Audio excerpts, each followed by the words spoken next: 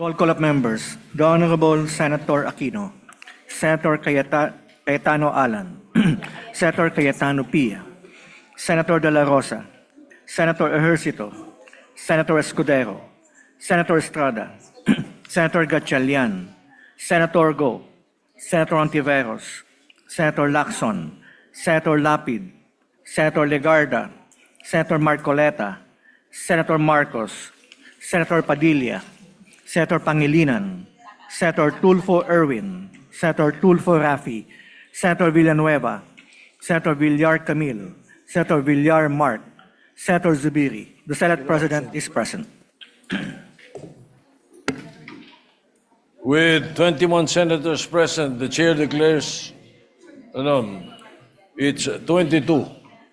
With 22 senators present, the chair declares the presence of a quorum.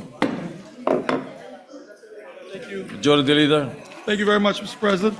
Mr. President, I move that we dispense with the reading of the journal of the 37th session, Monday, January 26, and consider the same as approved. I so move, Mr. President. Any objection? Hearing none, the journal is approved. Mr. President, I move to proceed with the reference of business. Secretary will proceed with the reference of business. Resolutions. Resolution 207, resolution honoring and commending Ms. Rodora Alcaraz for her extraordinary heroism, selflessness, and courage in saving her employer's infant child and elderly mother during the deadly Hong Kong fire, and for exemplifying the noble character and sacrifice of Filipino overseas workers by Senator Lapid. Referred to the Committee on Rules. 208, resolution honoring the life and legacy of Rosa Rosal, celebrated Filipina actress and humanitarian, and expressing the profound condolences of the Senate of the Philippines to her family and loved ones by Senator Lapid. Referred to the Committee on Rules. 209, Resolution directing the Committee on Justice to conduct an inquiry in aid of legislation to review and recommend revisions to the 2015 Omnibus Rules of Procedure of the Bureau of Immigration, particularly on summary deportation orders, in light of the reported rise of high-profile illegal immigrants in the Philippines and for other purposes by Senator Tulfo R. Referred to the Committee on Justice and Human Rights. 210, resolution commending and congratulating the Philippine contingent to the 33rd Southeast Asian Games in Thailand for ably representing the country and for winning 50 gold, 73 silver, and 154 bronze medals by Senator Estrada. To the Committee on Rules. 211, commending and congratulating Team Philippines and the members of the Philippine delegation who have competed and won medals, placing the country as the 6th overall champion in the 33rd edition of the Southeast Asian Games held in Thailand by Senator Go. To the Committee on Rules. 212, commending and congratulating Mazel Paris Aligado and Jericho Francisco Jr. for winning gold medals in extreme skateboarding at the 33rd Southeast Asian Games by Senator Go. To the Committee on Rules. 213, commending and congratulating the Philippine men's and women's softball teams for winning gold medals at the 33rd Southeast Asian Games held in Thailand by Senator Go. Committee on Rules. 214, commending and congratulating the Philippine women's swimming team for bringing home the gold medal in the women's 4x100 meters freestyle relay event at the 2025 Southeast Asian Games held in Thailand by Senator Go. To the Committee on Rules. 215, commending and congratulating Justine Macario and Takiana Mangin for their gold medal victories in Taekwondo at the 33rd Southeast Asian Games by Senator Go. To the Committee on Rules. 216, commending and congratulating Filipina tennis ace Alexandra Alex Ayala for capturing the gold medal in women's tennis singles at the 2025 Southeast Asian Games held in Thailand by Senator Go. To the Committee on Rules. 217, commending and congratulating the Philippine triathlon team for sweeping all 3 gold medals in the women's, men's, and mixed relay events at the 2025 Southeast Asian Games by Senator Go. To the Committee on Rules. 218, commending and congratulating the Elrin Ando for winning the gold medal in women's 63-kilogram weightlifting event at the 33rd Southeast Asian Games held in Thailand by Senator Go. To the Committee on Rules. 219, commending and congratulating Denver John Castillo for bringing home the gold medal in the men's under-19 windsurfing event at the 2025 Southeast Asian Games held in Thailand by Senator Go. To the Committee on Rules. 220, commending and congratulating Gabriel Thomas Dinet for capturing the gold medal in the men's wrestling event at the 2025 Southeast Asian Games held in Thailand by Senator Go. To the Committee on Rules. 221, commending and congratulating Agatha Wong and Jones in so far winning gold medals in Wushu at the 2025 Southeast Asian Games held in Thailand by Senator Go. To the Committee on Rules. 222, commending and congratulating the Philippines men's baseball team for winning the gold medal at the 33rd Southeast Asian Games in Thailand by Senator Go. To the Committee on Rules. 223, commending and congratulating the Philippine men's and women's Gilas basketball team for winning the gold medals at the 33rd Southeast Asian Games in Thailand by Senator Go. To the Committee on Rules. 224, commending and congratulating the Philippine women's beach volleyball team, Alas Pilipinas, for winning the country's first ever gold medal in women's beach volleyball at the Southeast Asian Games held in Thailand by Senator Go. To the Committee on Rules. 225, commending and congratulating the Philippine men's national bowling team for capturing the gold medal in the 2025 Southeast Asian Games held in Thailand by Senator Go. To the Committee on Rules. 226, commending and congratulating Yumir Marshall for capturing the gold medal in the men's 80-kilogram boxing event at the 2025 Southeast Asian Games held in Thailand by Senator Go. To the Committee on Rules. 227, commending and congratulating Filipino athletes John Cabang Tolentino, Joquet de los Santos, Hossein Loraliana, Naomi Cesar, and EJ Obiana for bagging the gold medal in their respective athletic events at the 2025 Southeast Asian Games held in Thailand by Senator To the Go. Committee on Rules. 228, commending and congratulating Philippine men's esports Cebol team for capturing the gold medal in Mobile Legends Bang Bang Esports event at the 2025 Southeast Asian Games held in Thailand by Senator Go. To the Committee on Rules. 229, commending and congratulating the Philippine women's football team for winning the country's first ever gold medal in women's football at the Southeast Asian Games held in Thailand by Senator Go. To the Committee on Rules. 230, commending and congratulating Aliyah Finegan, John Ivan de la Cruz, and Jasmine Althea Ramilo for their exemplary performance and gold medal victories in gymnastics at the 33rd Southeast Asian Games by Senator Go. The Committee on Rules. 231, commending and congratulating Peter Gross-Close for his outstanding performance and for winning the gold medal in the ice skating event at the 2025 Southeast Asian Games held in Thailand by Senator Go. The Committee on Rules. 232, commending and congratulating Dean Michael Rojas and Kimberly Ann Custodio for their gold medal victories in Jiu-Jitsu at the 33rd Southeast Asian Games by Senator Go.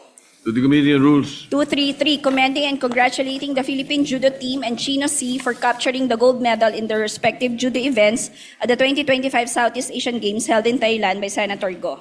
To the Committee on Rules. 234, commending and congratulating Zara Bon as for winning the gold medal in the women's kickboxing event at the 33rd Southeast Asian Games by Senator Go. To the Committee on Rules. 235, commending and congratulating Filipino athletes Rolly Nathaniel, Edsel Gino, Erin Maternicor, and Genesis Pible for bagging the gold medal in their respective shooting events at the 2025 Southeast Asian Games held in Thailand by Senator Go.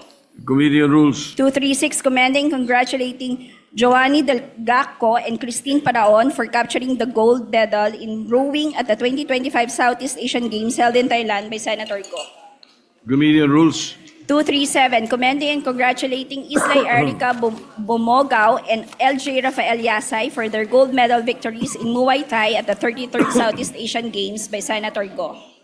The Committee on Rules. 238, commending and congratulating Filipino athletes Melvin Sakay, Samuel German, and Michael Ver Anton Comaling for bagging the gold medal in their respective modern pentathlon events at the 2025 Southeast Asian Games in Thailand by Senator Go.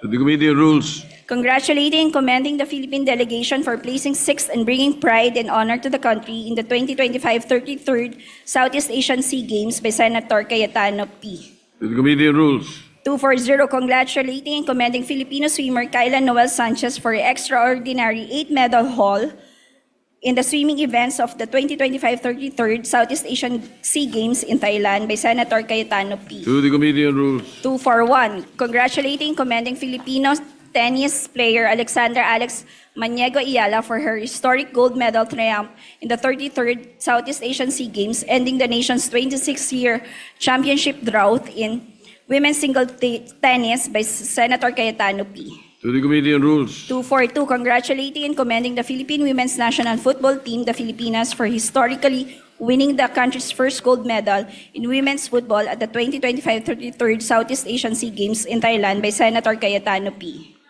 Referred to the Committee on Rules. 243, directing the appropriate Senate committee to conduct a review of Republic Act No. 9513, otherwise known as the Renewable Energy Act of 2008, and related policies with the end view of strengthening the Philippines' renewable energy regime, addressing structural and regulatory bottlenecks hindering clean energy development, and drawing policy insights from the renewable energy model of Iceland, particularly in geothermal and hydropower development by Senator Padilla. Referred to the Committee on Energy. 244, directing the appropriate Senate committee to conduct an inquiry in aid of legislation into the compliance of sanitary landfills with RA number 9003, otherwise known as the Ecological Solid Waste Management Act of 2000, as well as other applicable laws, rules, and regulations, and to determine the adequacy of existing laws in addressing the growing volume of waste by Senator Marcos. Referred to the Committee on Environment. 245, congratulating and commending Alizon Ali Ruiz for her historic feat as the first Filipina open water swimmer to complete the 23-kilometer Bohol to Cebu Channel by Senator Cayetano P. The Committee on Rules. 246, commending and congratulating Philippine men's and women's softball teams for winning gold medals in the 33rd Southeast Asian Games in Thailand by Senator Estrada. The Committee on Rules. 247, commending and congratulating the Philippine women's football team for winning the historic first gold medal in football in the 2025 Southeast Asian Games in Thailand by Senator Estrada. The Committee on Rules. 248, commending and congratulating the Gilas Pilipinas men's and women's basketball team for winning gold medals in the 33rd Southeast Asian Games held in Thailand by Senator Estrada. To the Committee on Rules. 249, commending and congratulating the Alas Pilipinas Women's Beach Volleyball Team for winning the country's first ever gold medal in the sport in the 2025 Southeast Asian Games in Thailand by Senator Estrada. To the Committee on Rules. Majority Leader.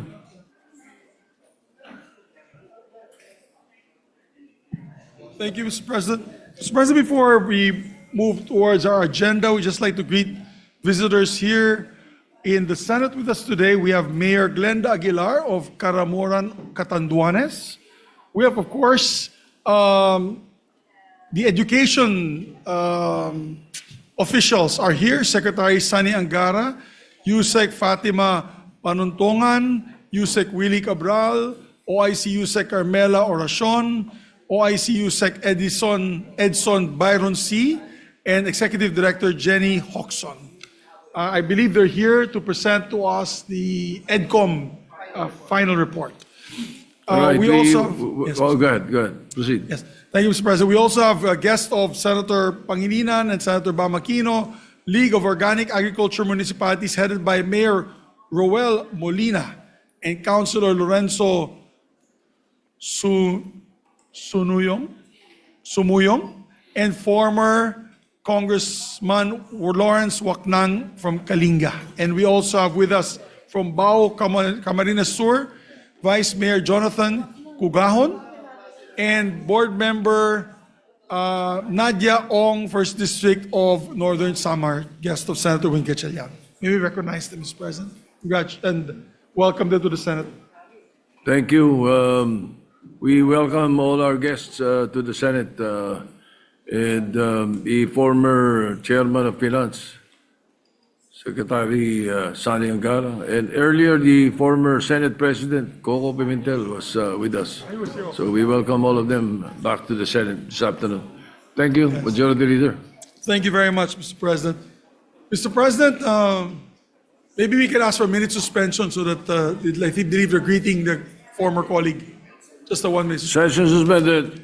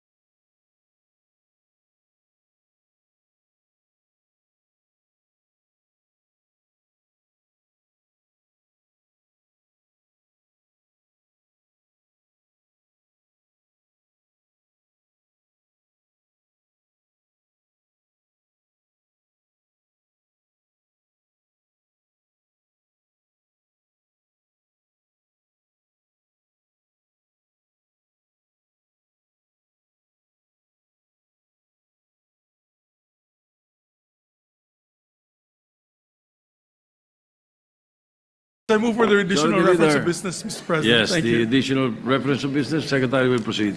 Bills on first reading. Senate Bill number 1667, an act amending Republic Act number 3591 as amended and other related laws to enhance the liquidation framework for banks and banking institutions and to strengthen the independence, authority, and financial capability of the Philippine Deposit Insurance Corporation and for other purposes by Senator Soto III.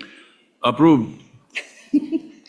I mean, referred to the Committee on Banks, Government Corporations, and Ways and Means. 1668, an act mandating the use of health rating system on the labels of packaged food products by Senator Tulfo R. Referred to Committees on Health and Trade.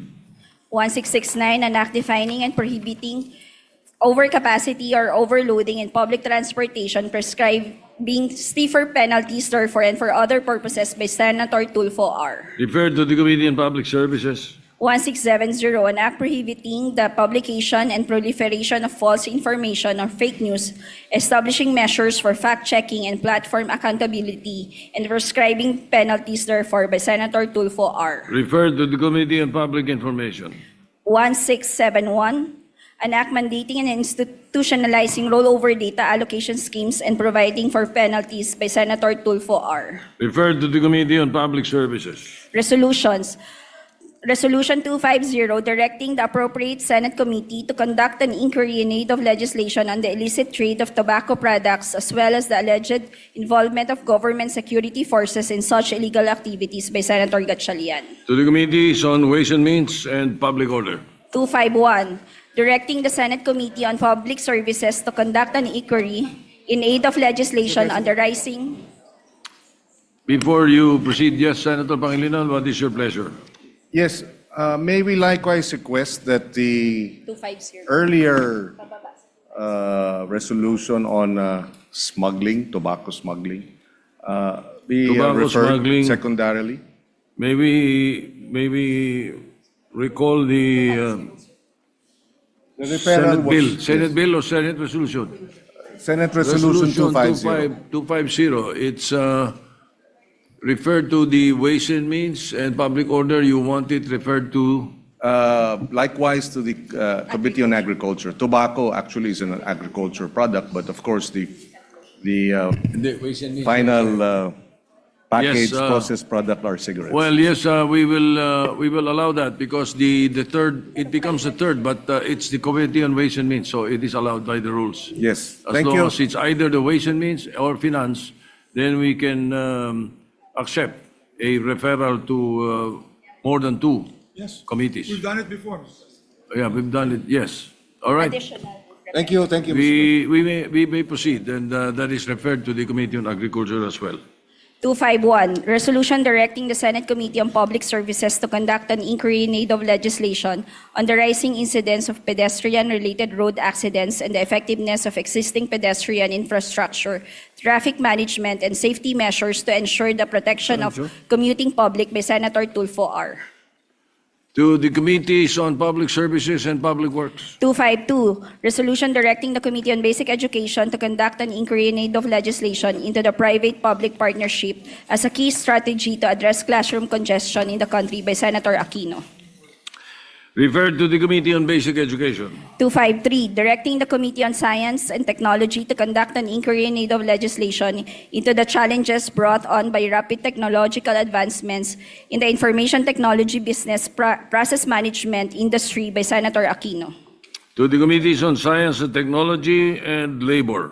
254, directing the Senate Committee on Urban Planning, Housing, and Resettlement to conduct an inquiry in aid of legislation into the continuing housing insecurity and threats of displacement faced by urban poor communities and the implementation of government housing and resettlement policies by Senator Aquino. Referred to the Committee on Urban Planning, Housing, and Resettlement. 255, congratulating and commending the Philippine team and their coaching staff for their exceptional performance at the 33rd Southeast Asian Games, winning 50 gold medals, 73 silver medals, and 154 bronze medals by Senator Villanueva. To the Committee on Rules. 256, resolution expressing the sense of the Senate in condemning recent public statements issued by the Embassy of the of the People's Republic of China concerning Philippine officials and institutions, and affirming the right of the Republic of the Philippines to assert its sovereign rights in accordance with international law, introduced by Senators Pangilinan, Soto III, Lacson, Zubiri, Tulfo E., Hontiveros, Tulfo R., Gatchalian, Legarda, Ejercito, Aquino, Estrada, Lapid, Villar C., and Villar M. Referred to the Committee on Rules. Majority Leader.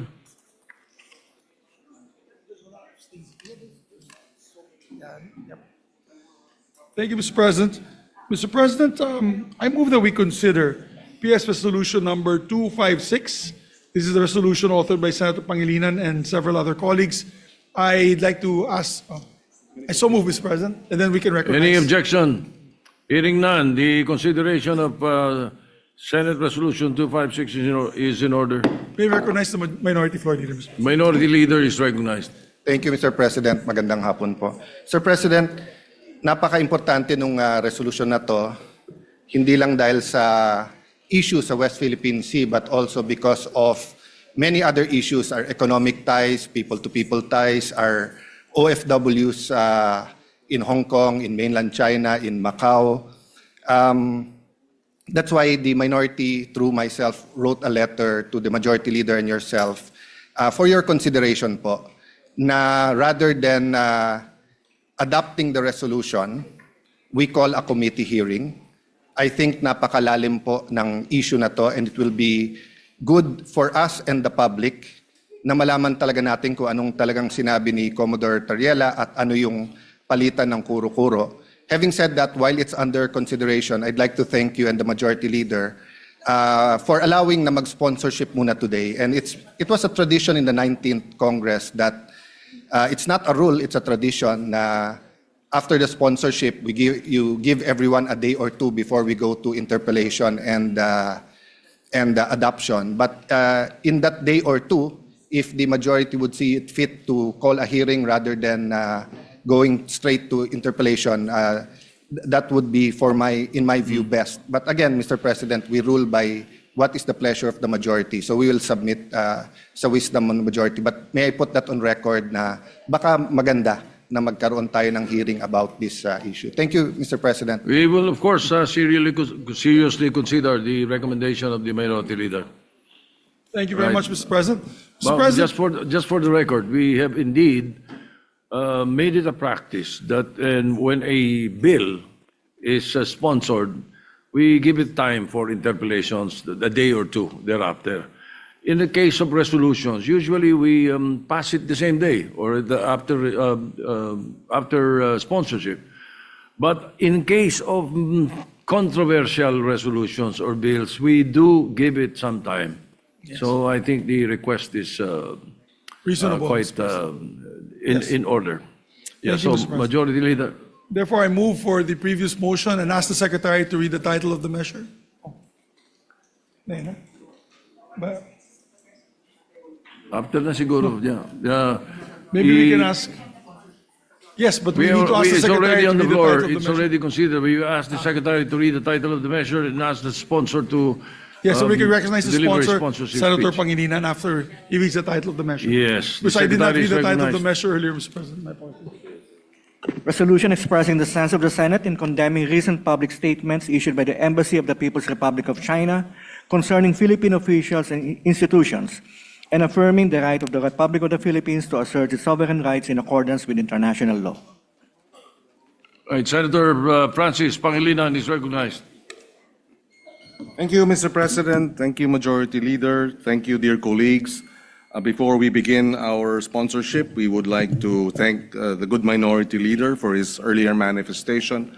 And we too share in the earlier manifestation of the Senate President that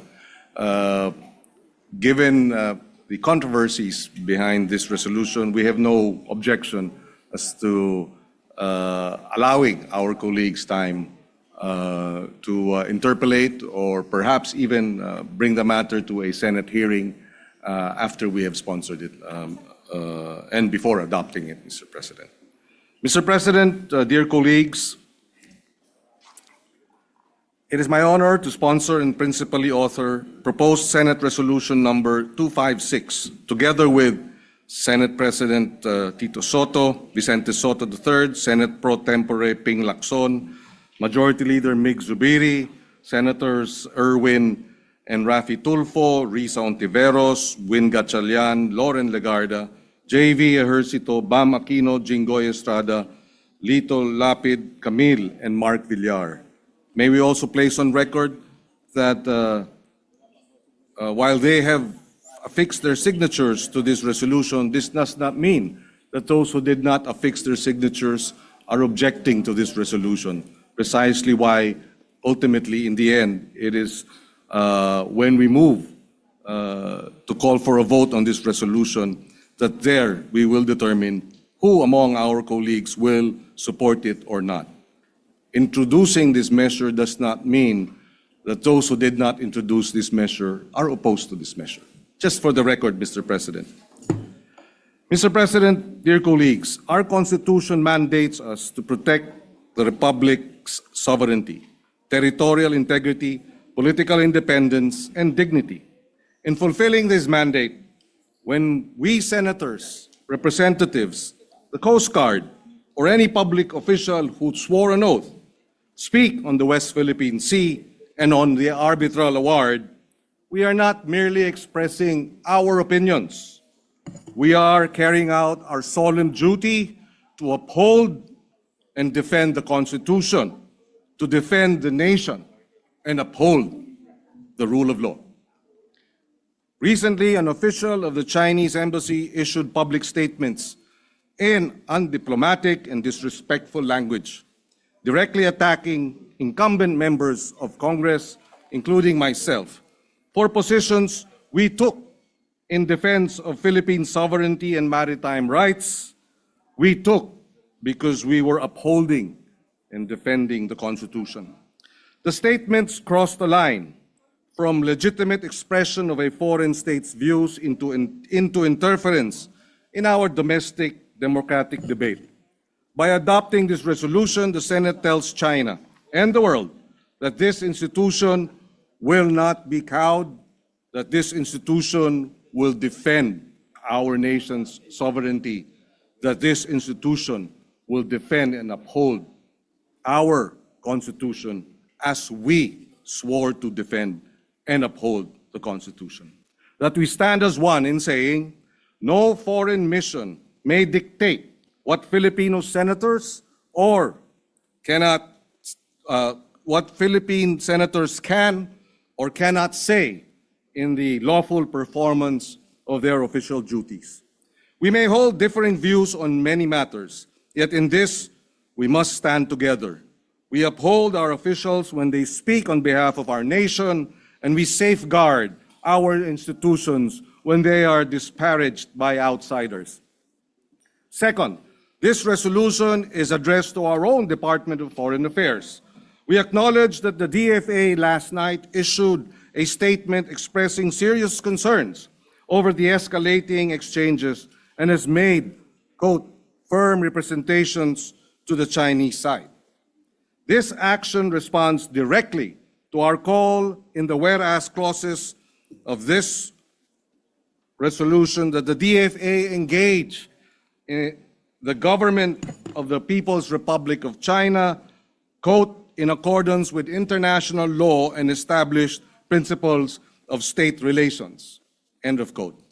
But we must also note, while China has summoned our ambassador in Beijing over remarks made by Philippine officials at home, it is their embassy that has publicly disparaged our legislators, our officials of the armed forces, our officials of the Coast Guard, and questioned our motives, sought to restrict what we say in our territory. That imbalance must not be allowed. It is incumbent upon the DFA to protect the country's sovereign rights and, standing in the community of nations, do more, go further. Third, our resolution addresses China's embassy in Manila. We know this pattern. The harsh public statements against Philippine officials are part of a wider strategy to harass and to intimidate those who defend our maritime rights, to discredit our legal victory before the arbitral tribunal under UNCLOS and to reverse the reality that their 9-line claim an absurd position of claiming 90% of the West Philippine Sea and the South China Sea, or 500,000 square kilometers of our exclusive economic zone. We cannot allow this to pass. At sea, this strategy manifests as dangerous maneuvers, water cannon attacks, ramming and blockades against our vessels, and attacking our fishermen, harassing them in the West Philippine Sea. In words, it manifests as propaganda, disinformation, and now direct attacks against senators, Coast Guard officers, and other public servants. We know their goal: to make the Philippines doubt itself, to make the international community doubt the rulings, to employ the divide and rule strategy by dividing our people and making our people fearful, and to pressure us into accepting so-called arrangements that quietly erode what we lawfully possess. So we say this with firmness, but without hatred. This is not the job of a diplomatic mission. The role of a diplomatic mission is, above all, to practice diplomacy, to assist nations in overcoming disputes, to clarify and to bridge differences. It is not to provoke, not to disparage, and certainly not to insult and threaten those who speak for their country. Despite everything, it is with optimism that we expect that the Embassy of China to return to that proper role. The arbitral award will not disappear. The 9-line has been rejected. That reality cannot be reversed by trolling, by insults, or by pressure. Accept that the international law, particularly the UNCLOS, of which China is a signatory to, applies to all member states, that all parties need to work toward mechanisms that respect every claimant's country's sovereign rights and legitimate interests. We also thank the international community for their steadfast support of the rule of law, affirming the arbitral award and the Philippines' sovereign rights, as well as rights over our exclusive economic zone, for consistently calling out China on its escalating aggressive behavior in the West Philippine Sea. Pero higit sa lahat, ang resolusyon na ito ay para sa buong sambayanan. Sa ating mga mangingisda na naapektuhan, tuwing nagsasalita kami sa bulwagang ito tungkol sa ating karapatan sa ilalim ng pandaigdigang batas, kayo ang aming ipinagtatanggol. Pinagtatanggol ang karapatan ninyong mangisda ng malaya sa ating karagatan ng walang takot. Sa ating Coast Guard at Armed Forces, kasama ninyo ang Senado sa nananinindigan. Saludo kami sa inyong tapang at hindi namin kayo pababayaan. At sa lahat ng ating mga kababayan, lalo na sa mga kabataan, mahalaga ang ating relasyon sa China, pero sa ating kapayapaan, sa presyo ng pagkain, sa trabaho, kaya naman batas at diplomasya ang dapat pinipilit ipairal. Pero alam nating hindi pag-aatubili ang sagot sa mga bully. Hindi nabibili ng pananahimik ang kapayapaan at hindi nagtataguyod ang batas ng pag-aamo-amo.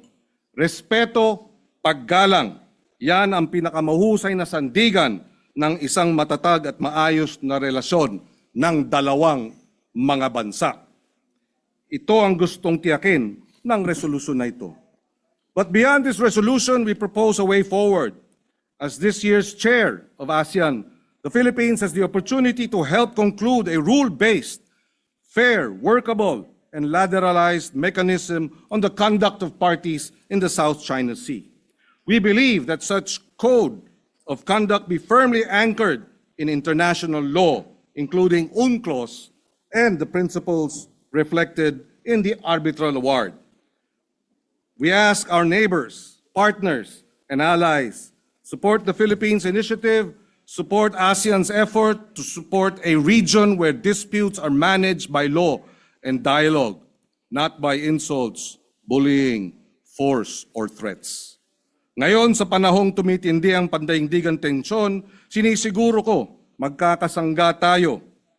Senado, DFA, Armed Forces of the Philippines, DND, Coast Guard, BIFAR, buong sambayanang Pilipinas, magkasangga tayo laban sa pangiinsulto, laban sa pagbabangga, sa pagwawater cannon at pakikipaghabulan sa ating mga mangingisda at sundalo. Iisa tayo bilang isang republika na nananindigan para sa ating mga karapatan at dignidad. Mr. President, colleagues, for all these reasons, I respectfully urge the adoption of Senate Resolution number 256. Maraming salamat. Majority Leader. Mr. President, we have several of our colleagues who want to co-sponsor the measure, namely Senator Jinggoy Estrada, Senator Erwin Tulfo, and Senator J.V. Ejercito. May we recognize Senator Jinggoy Ejercito for his sponsorship. Senator Jingo Estrada is recognized. Thank you, Mr. President.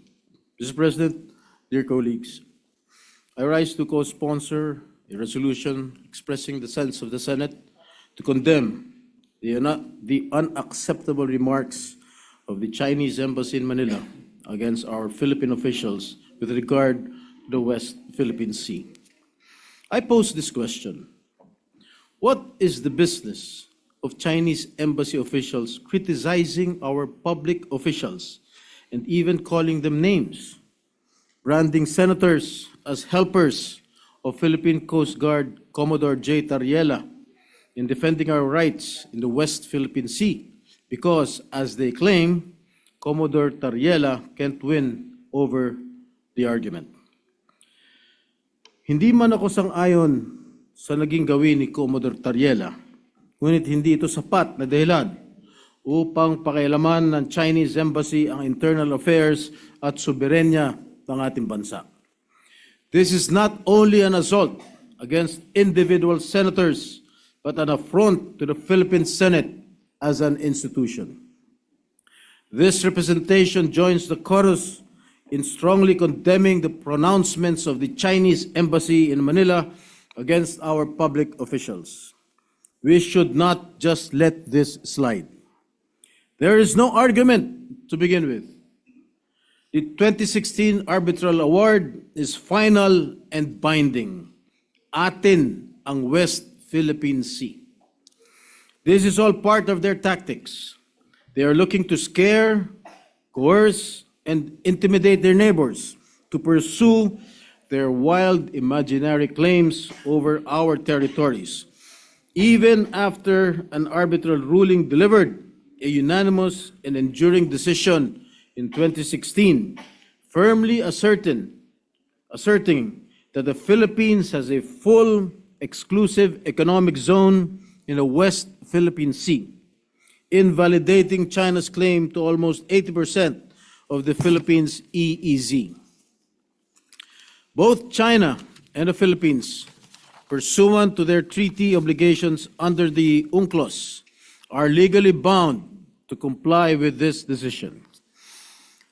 As your former chairperson of the Senate Committee on National Defense and Security, Peace, Unification, and Reconciliation, my position on the West Philippine Sea has always been consistent with the position of the Philippine government under President Ferdinand Marcos Jr.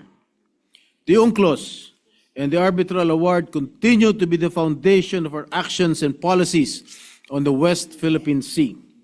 But China had no respect for the 2016 arbitral ruling and for the international law, just as they had no respect to our fishermen, even water cannoning them, to the Philippine Coast Guard and the Philippine Navy patrols, and recently to the elected senators of this republic. Namimihasa na kayo. O walang kaya. Sino ba pumapanig sa kanila sa pang-angkin sa West Philippine Sea? Ang sagot, halos wala. Hindi ang international na batas, hindi ang pandaigdigang komunidad, at lalong hindi ang mga bansang direktang apektado ng kanilang pang-angkin.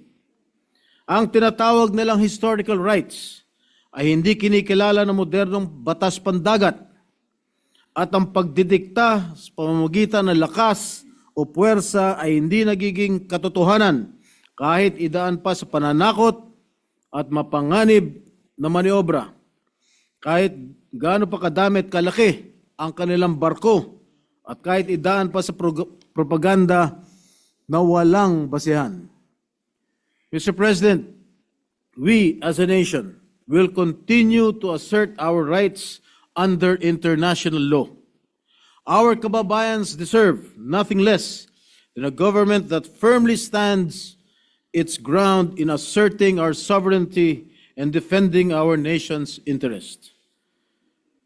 Mr. President, I repeat, atin ang West Philippine Sea. Maraming salamat po. Thank you, Majority Leader. Next to sponsor, Mr. President, is our distinguished colleague, Senator Erwin Tulfo. Senator Erwin Tulfo is recognized to co-sponsor.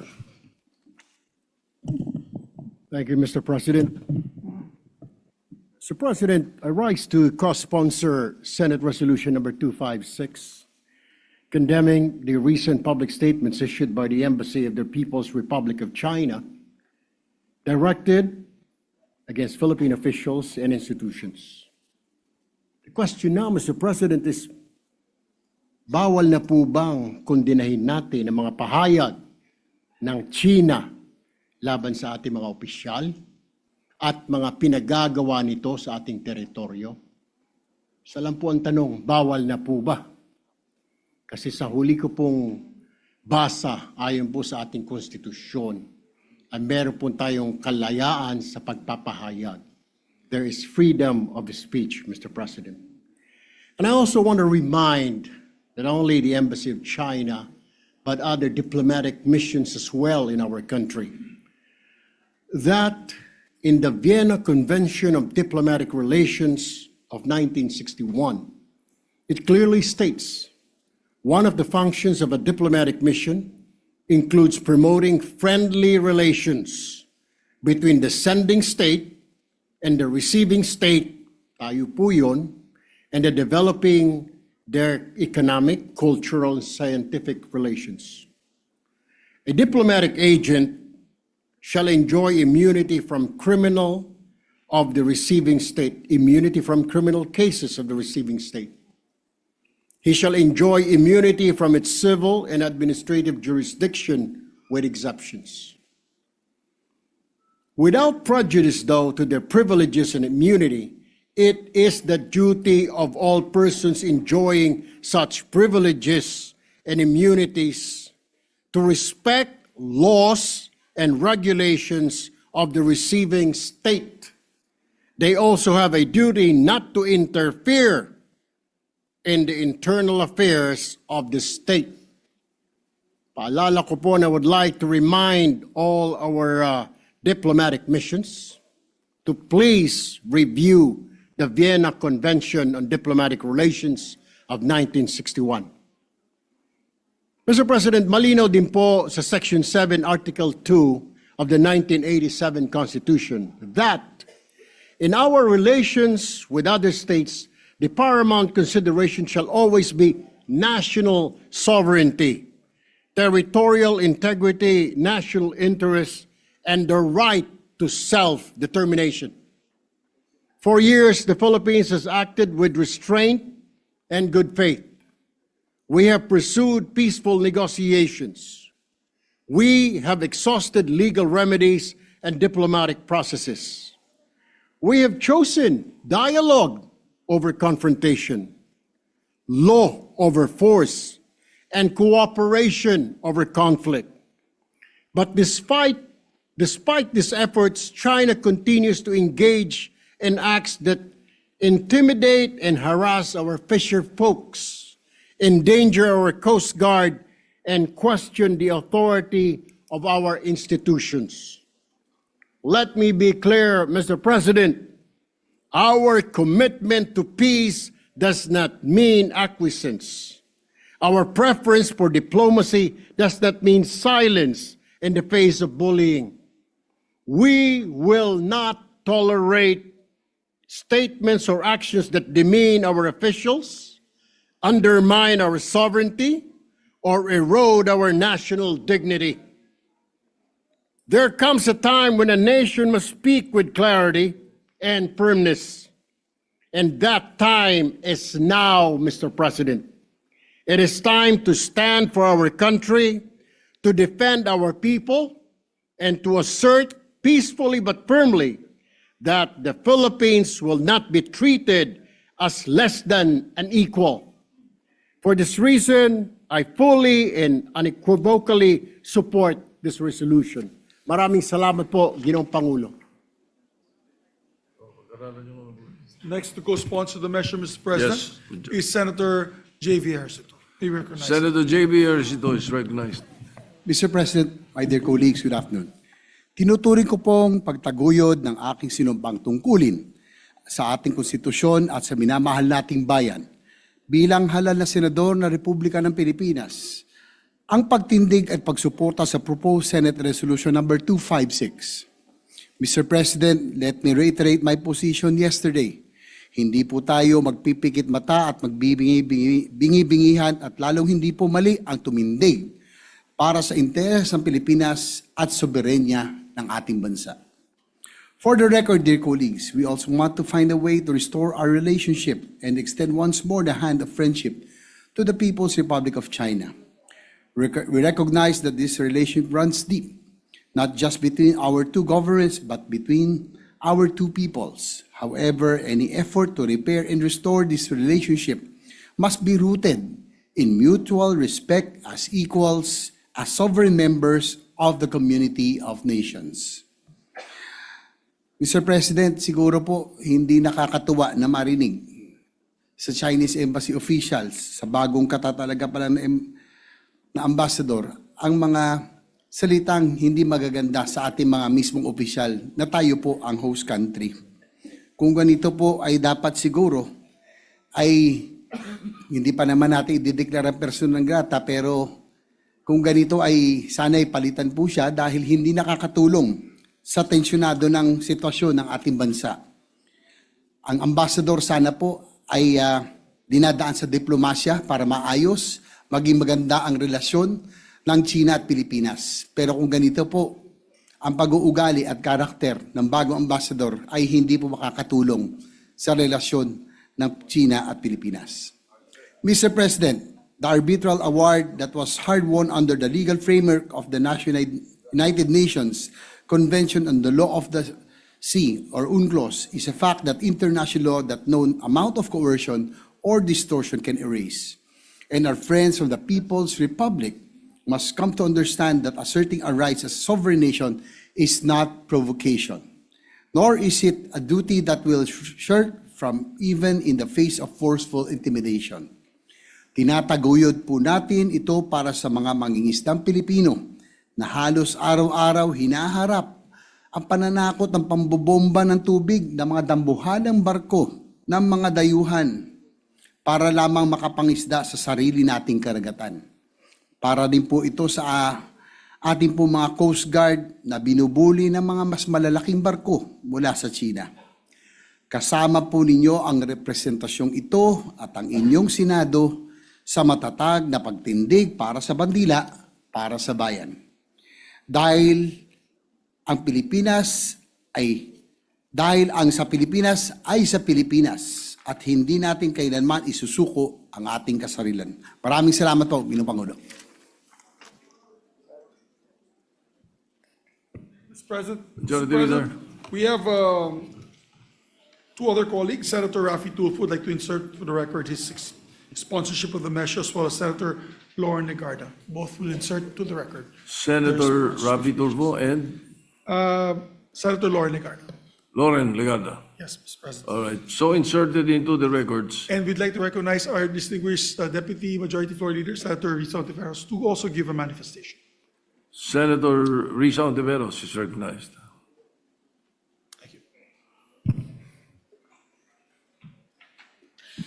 Salamat po, Mr. President. By way of a very brief co-sponsorship and more of a manifestation, gusto ko lang pong i-bring sa atensyon ng lahat ng mga kasama dito sa Senado na nung oras na 3:22 p.m. ngayong hapon, 22 minutes lamang mula nung binuksan natin ang ating sesyon at posibleng bago pa ispinonsor ng Ginoo mula sa Pampanga, Senator Kiko, ang ating Sense of the Senate na resolution, may post na naman ang Chinese Embassy Manila tungkol sa paksa ng ating resolusyon. Ngayon naman, si Deputy Spokesperson of the Chinese Embassy, Guo Wei, sabi niya, echoes do not make a claim true. What matters is whether the argument stands up to scrutiny, not how many voices repeat it. At nirepost nila yung visuals ng 15 senators condemn Chinese embassy's criticism of Philippine officials. Nang ibig sabihin ng unang linya ng post ni Deputy Spokesperson of the Chinese Embassy Manila, Guo Wei, gaya-gaya lang tayo sa isa't isa, tayong lahat na pumirma so far sa resolusyon. Ang ibig sabihin sa post niya, hindi daw tatayo yung ating pagkondena sa mga pinagsasabi nila bago pa ang araw na ito at hindi tatayo yung ating iginigiit na may karapatan at tungkulin tayong itaguyod ang pambansang interes. At minamaliit niya na halos 2/3 ng Senado ay pumirma nitong resolusyon. Ibig sabihin po, hanggang 36 minutes ago, half an hour before, salita pa rin ang salita ang Chinese Embassy Manila tungkol sa issue na ginawa natin ng resolusyon sa pamumuno ni Senator Kiko. Ganyan pa rin ang tono nila, bastos, walang paggalang. At gusto pa rin nila sila ang masusunod. Hindi lang sa dagat ng Pilipinas, hindi lang sa social media ng Pilipinas, pati sa Senado ng Pilipinas. Kaya saganang akin lamang po, Mr. President at mga kasama, yung ganyang consistent na pambabastos, walang pagrespeto, napaka-undiplomatic na stance, saganang akin lamang po, ay lalong nagbibigay ng urgency na maaprubahan ang ating resolusyon. Salamat po, Mr. President. Before anything else, allow me to first associate myself with the manifestations of the principal sponsor, Senator Pangilinan, and the other sponsors and our colleagues. Secondly, yes, we will be perhaps studying the resolution, but in the same light, I suggest that we study the possibility of declaring that particular person a persona non grata, and that is very, very serious when the Senate does that. So I suggest that the Committee on Rules study the possibility. Senator Lacson is recognized. Thank you, Mr. President. This is a point of clarification, and I'd like to address this to the distinguished sponsor of the resolution. Did I hear you correctly when you said that you were amenable to holding committee hearings in relation to this resolution? Well, I was open to the suggestion. I did not actually say I was adopting it. Thank you for the clarification. And if I may, Mr. Senate President, I consulted ChatGPT. Only the head of state may declare persona non grata when it involves diplomats. So we can only recommend, if we want to recommend. So persona non grata sa Senate. Yeah, but we cannot declare any diplomat persona non grata. Just to clarify, subject to validation by our lawyers in this hall, Mr. President. Thank you. Well, as I said, it is a suggestion, and let us study the possibility. Majority Leader? Thank you, Mr. President. Mr. President, before we suspend consideration of the matter, I just also want to put my opinion on the matter. I fully support the resolution of Senator Kiko and the 14 others who signed this resolution. Gusto lang namin malaman ng Coast Guard at ating Philippine Navy na hindi sila nag-iisa, na marami sa gobyerno tumutulong at sumusuporta sa kanila. At sa tingin ko, buong bansa, kung magpa-survey po tayo, 90%, Mr. President, maybe 90+% of the Filipinos support our Coast Guard in protecting our islands that have been declared internationally, not just by us, but internationally as our territory, Mr. President, our exclusive economic zone. So when I was Senate President, I echo the same voice as my colleagues here today. I just want to add that voice, that very loud voice, condemning all these acts being done to our Coast Guard and our Navy in the West Philippine Sea. And the fishermen, lalong-lalo na po, hirap na hirap ang ating mangingisda dito sa pangyayaring ito. So we support the resolution, we support our colleagues, we support our men and women in the field, in the oceans, defending our national sovereignty, Mr. President. So maraming salamat sa sponsors, Senator Kiko and all those who co-sponsored. But to give our other colleagues a chance to read and study the resolution, let's limit it possibly, Mr. President, with the permission of the body, on discussions on the floor. Let's just do debates and interpellations. No need to bring it up to a committee hearing and then we'll have an extended firefight in the committees, the committee level. I think the debate can actually be done on the floor. Let us discuss the positions on the floor, Mr. President. And then let us debate amongst ourselves what is the best course forward for our people and for our sovereignty, Mr. President. And therefore, to allow our colleagues maybe some time to study the measure, I move that we suspend temporarily the consideration of PS Resolution 256 that we can take up on another day, maybe tomorrow, and start the debate, Mr. President. And let's act on it the soonest para pakita natin po sa taong bayan ng Senado ay nag-iisa, nagkakaisa para sa soberanya ng ating bansa. Yes, I think 24 hours is good enough for us to study the measure. Senator Pangilinan is Yes, just a very brief manifestation. Mr. President, if after studying the proposal of the Senate President and that the Senate Majority Leader deems it necessary to file a Senate resolution expressing the sense of the Senate that the President should declare the deputy spokesperson as persona non grata, we will support the measure, Mr. President. Thank you. Thank you, Senator Pangilinan. Majority Leader, yes, the motion is to suspend Yes, consideration. Mr. President. All right, any objection? Hearing none. Consideration is suspended. Thank you, Mr. President. Mr. President, from the topic of sovereignty, now let us discuss the very important topic of education. We have with us here the education experts behind us, including our distinguished former colleague, Senator Sonny Angaros, now Secretary of the Department of Education. With that, I'd like to recognize our colleagues. Which one first?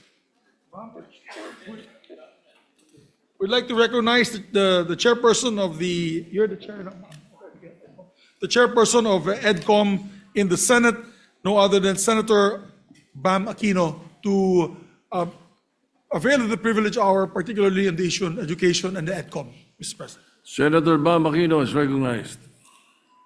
Mr. President, mga kababayan at kapwa ko Pilipino, magandang hapon po sa ating lahat.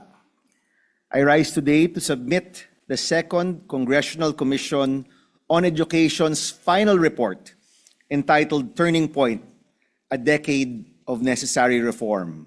Alongside this report is the 10-year National Education and Workforce Development Plan, or NET Plan, 2026 to 2035. Alongside numerous colleagues, we have also filed Senate Concurrent Resolution number 8, adopting the National Education and Workforce Development Plan and the recommendations of the Second Congressional Commission on Education as the 10-year policy framework of the national government for education. And at the right time, we hope that the members of this chamber will support this concurrent resolution. Mula pa po sa unang termino natin, binigyan na po natin ng halaga ang advokasya sa edukasyon. At nung sinimulan po natin ang ating pangalawang termino noong Hulyo, binahagi po natin ang goals ng ating committee sa pag-address ng krisis sa edukasyon. Kasama na po ang pag-address sa nutrisyon, kakulangan ng classroom, kawalan ng textbook at internet connectivity, support for teachers, problems with the learning gap and the curriculum, at saka syempre po ang employability. Matagal po nating painiwala na ang unang hakbang tungo sa reforma ay ang tamang pagtukoy sa mga problema. At dahil po sa EDCOM report, nagagawa po natin ito. Mula po noon, diniin na po natin na ang kailangan ng kabataan at ang ating bayan ay edukasyon at hindi korupsyon. Kaya nais po natin pasalamatan ang ating co-chairpersons, Senator Lauren Legarda, Congressman Roman Romulo, and Congressman Jude Asidre. Kasama rin po ang ating EDCOM 2 commissioners, Senator Alan Cayetano, Senator Win Gatchalian, Senator Joel Villanueva, and our congressional counterparts, Congressman Steve Solon, Congressman Zia Alonte, and Congresswoman Ana Veloso Tuazon. Papasalamatan ko rin po ang ating dating commissioners, Senator Pia Cayetano, Senator Chis Escudero, Senator Coco Pimentel, Congressman Mark Go, Congressman Khalid Dimaporo, and Congressman Pablo John Garcia. Siyempre po, nais rin po natin magpasalamat sa EDCOM team led by Executive Director Dr. Carol Mark Yee, alongside the EDCOM Advisory Council and the Standing Committee members. At siyempre, maraming salamat din sa ating former colleague and former EDCOM Commissioner, now Secretary of Education, Sani Angara, who is with us today, our Commission on Higher Education Chair, Shirley Agrupis, and TESDA Director General, Kiko Benitez. Isa po sa pinaka-nakakabahalang nailantad ng EDCOM report sa mga nakaraang araw ay ang issue ng proficiency. Ito po ang kahusayan ng isang estudyante, hindi lang po sa pagbabasa o literasiya, pero sa husay sa lahat ng asignatura. Ayon po sa EDCOM, kada akyat ng estudyante sa susunod na antas, bumababa ang kanyang kahusayan. Mula po sa grade 3, kung saan 30.5% ang proficient, bumabagsak po ito sa 0.47% pagdating ng grade 12 o sa huling taon ng senior high school. Out of every 1,000 senior high school graduates, only 4 are truly ready. Nung una ko po itong nabasa, sa totoo lang po, parang nanlamig po tayo. Hindi po ako makapaniwala.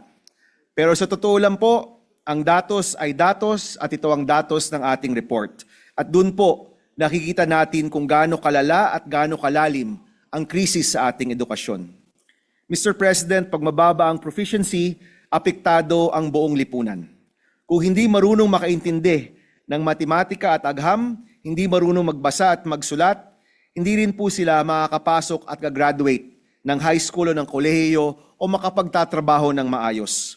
Kung magtutuloy po at hindi ho natin aagapan ang krisis sa edukasyon, milyong-milyong pangarap ang mawawala at masasayang.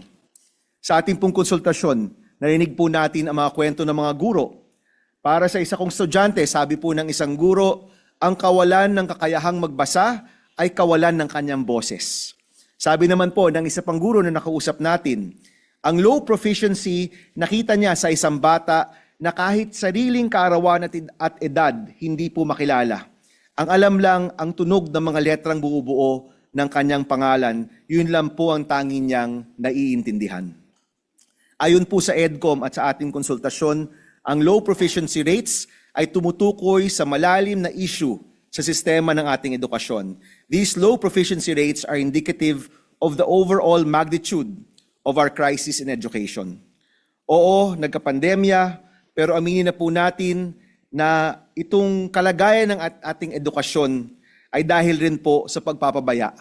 Hindi lang po ng isa o dalawang tao, kundi nating lahat. Sa pagpapabaya at maling prioridad na nagdulot po nito. We must face this head-on. Oras na po para baguhin ang sistema na hindi gumagana at simulan ang mga solusyon sa mga isyong sumasalot sa ating edukasyon. Huwag po nating sayangin ang oportunidad na ito. Siguraduhin natin na mahusay at mabisa ang implementasyon ng pinakamalaking education budget sa ating kasaysayan at ng mga reformang pinagalaban po natin para tuloy-tuloy ang reforma at pondo, hindi lang po para next year, but for the next 10 years. Mahalaga po na tutukan natin ang implementation ng 10-year NET plan na nagsisilbing gabay and whole of nation, whole of government approach para solusyonan ang krisis sa edukasyon. Yung NET plan po isang roadmap at nasa atin po para tahakin ito. Nasa ehekutibo, nasa legislatura, nasa mamamayan, guro, estudyante at mga magulang. Nasa atin po para sundan ang roadmap, bigyan ng tamang pondo at importansya at siguraduhin ang implementation po nito. Sa tulong ng NET plan bilang gabay, tutugunan po natin ang mga pangailangan ng mag-aaral sa bawat antas ng kanilang pag-aaral. Sa early childhood or kinder to grade 3, sapat na nutrisyon para tugunan ang malnutrition at stunting. Sa elementary, junior high school, maayos na learning environment, address the classroom gap, provide free internet, textbooks at syempre, tugunan ang low proficiency rates. Sa senior high school students, TechVoc students sa ilalim ng TVET at mga gagraduate ng college, suporta sa school to employment program. Sa higher education, tamang implementasyon ng libreng kolehiyo para magkaroon ng siguradong trabaho. Ilan lang po yan sa mga priority na makikita sa NET plan at napakahaba po sa totoo lang ng listahan. Pero naniniwala po ako na may pag-asa pa rin. Kahit ganito po ang nakikita nating datos, meron naman pong pag-asang nakikita din. Unang-una, nakamit po natin ang pinakamalaking budget para sa edukasyon sa kasaysayan ng ating bansa. Of course, headed by our Chairman of Finance, Senator Gatchalian. 1.34 trillion pesos para sa edukasyon, para sa classrooms, nutrition, textbook, libreng kolehiyo, at subsidiya at allowance ng mga estudyante. Malaking panalo po ito para sa estudyanteng Pilipino. Ang mahalaga po ngayon, ang pondo na ito ma-implement ng maayos, sa tamang presyo at sa tamang panahon. Pangalawa, tuloy-tuloy po yung pagpasa natin ng mga reformang kinakailangan. Just yesterday, we passed on third reading the Classroom Building Acceleration Program. Isa pong ehemplo ng pagsasama-sama para sa kabataang Pilipino at estudyanteng Pilipino. Kanina po, nag-uusap kami ni Secretary Angara at sabi nga po, magandang goal ang masimulan ang 25,000 classrooms ngayong 2026. Sa totoo lang po, malaking talon po ito mula po sa 2025 goals. According to DepEd, 99 lang po ang nabuong classroom ng DPWH in 2025. From 99 to 25,000 is a big leap. Pero naniniwala po ako kung tulong-tulong po tayo, kasama ng mga LGU, ng mga CSO, nakatutok ang legislatura, nakafocus ang ehekutibo, kung tulong-tulong po tayo, magagawa po natin ang record-breaking 25,000 classrooms started in 2026. Pangatlo, dahil galing rin po ako sa Iloilo nitong nakaraang weekend sa Dinagyang, nakita ko po doon na ang Iloilo ay isang POC or Proof of Concept on Basic Education Services. Nakwento po nila sa akin. Nung nagsimula po sila, 3 out of 10 grade 3 learners could read. Only 3 out of 10. Kumbaga po, 30% lang yung kayang magbasa. Pero sa partnership po ng DepEd, ng EDCOM, ng Iloilo LGU at ng Sinergia Foundation, nataas po nila ang literacy rates mula 30% to 90%. Isa pong proof of concept na kaya po nating matawid ang napakababang numero pagdating sa proficiency. Nagawa po nila ito sa tamang paggamit ng pondo, kasama po ang empowerment and accountability ng mga LGU at mga komunidad.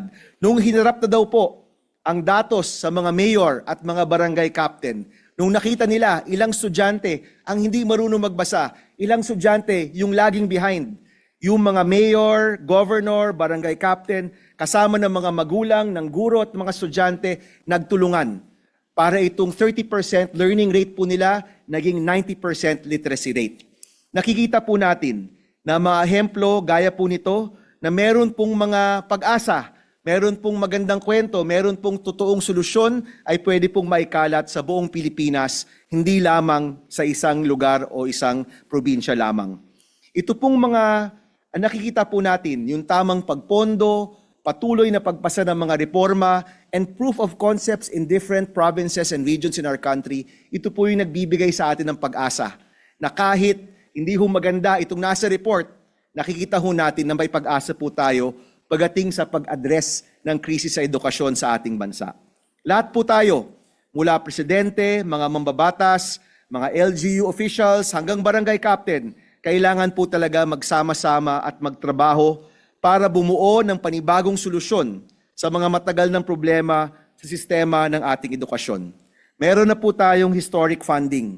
Ngayon naman po ang kailangan natin, historic solutions to our historic problems. At inaasahan ko po, sa bagong yugto, dito po sa 10-year plan na hinahain po namin dito po sa Kamara, huhugutin po natin ang tapang para magawa ang kailangan para sa kabataang Pilipino. Maraming salamat, Mr. President, and we thank our colleagues for their continued support for all of the reforms when it comes to education in the Philippines. Maraming salamat po. Thank you, Senator Mamakino, for that EDCOM report. Majority lead, yes, Senator Erwin Tulfo is recognized.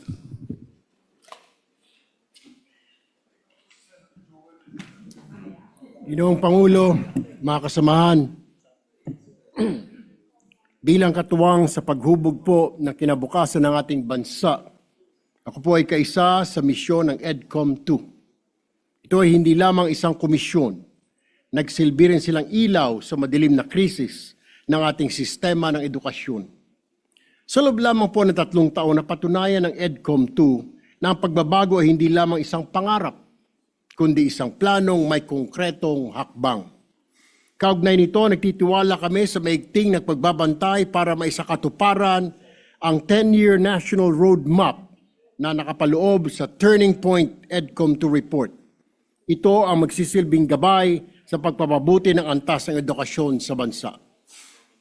Tayo ay patuloy na umaasa sa mahusay na pamumuno ni Dr. Carol Marquis ng ating DepEd Secretary Sani Angara at sa suporta ng ating mga chairperson, Senator Bam Aquino, Senadora Loren Legarda at sa mga commissioners, Senator Win Gatchalian, Senator Joel Villanueva, gayon din sa patuloy na pagkakaisa ng lahat ng institusyon, mga guro, mga magulang, upang makapaghatid po ng kalidad na edukasyon sa ating mga mag-aaral.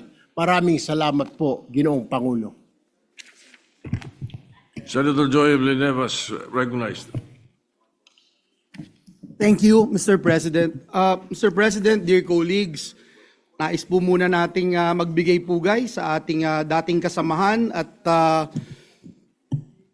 kasama dito sa EDCOM 2, Mr. President, na ngayon ay kalihim ng kagawaran ng edukasyon, Secretary Sani Angara, sa ating ED, Executive Director Carl Mark.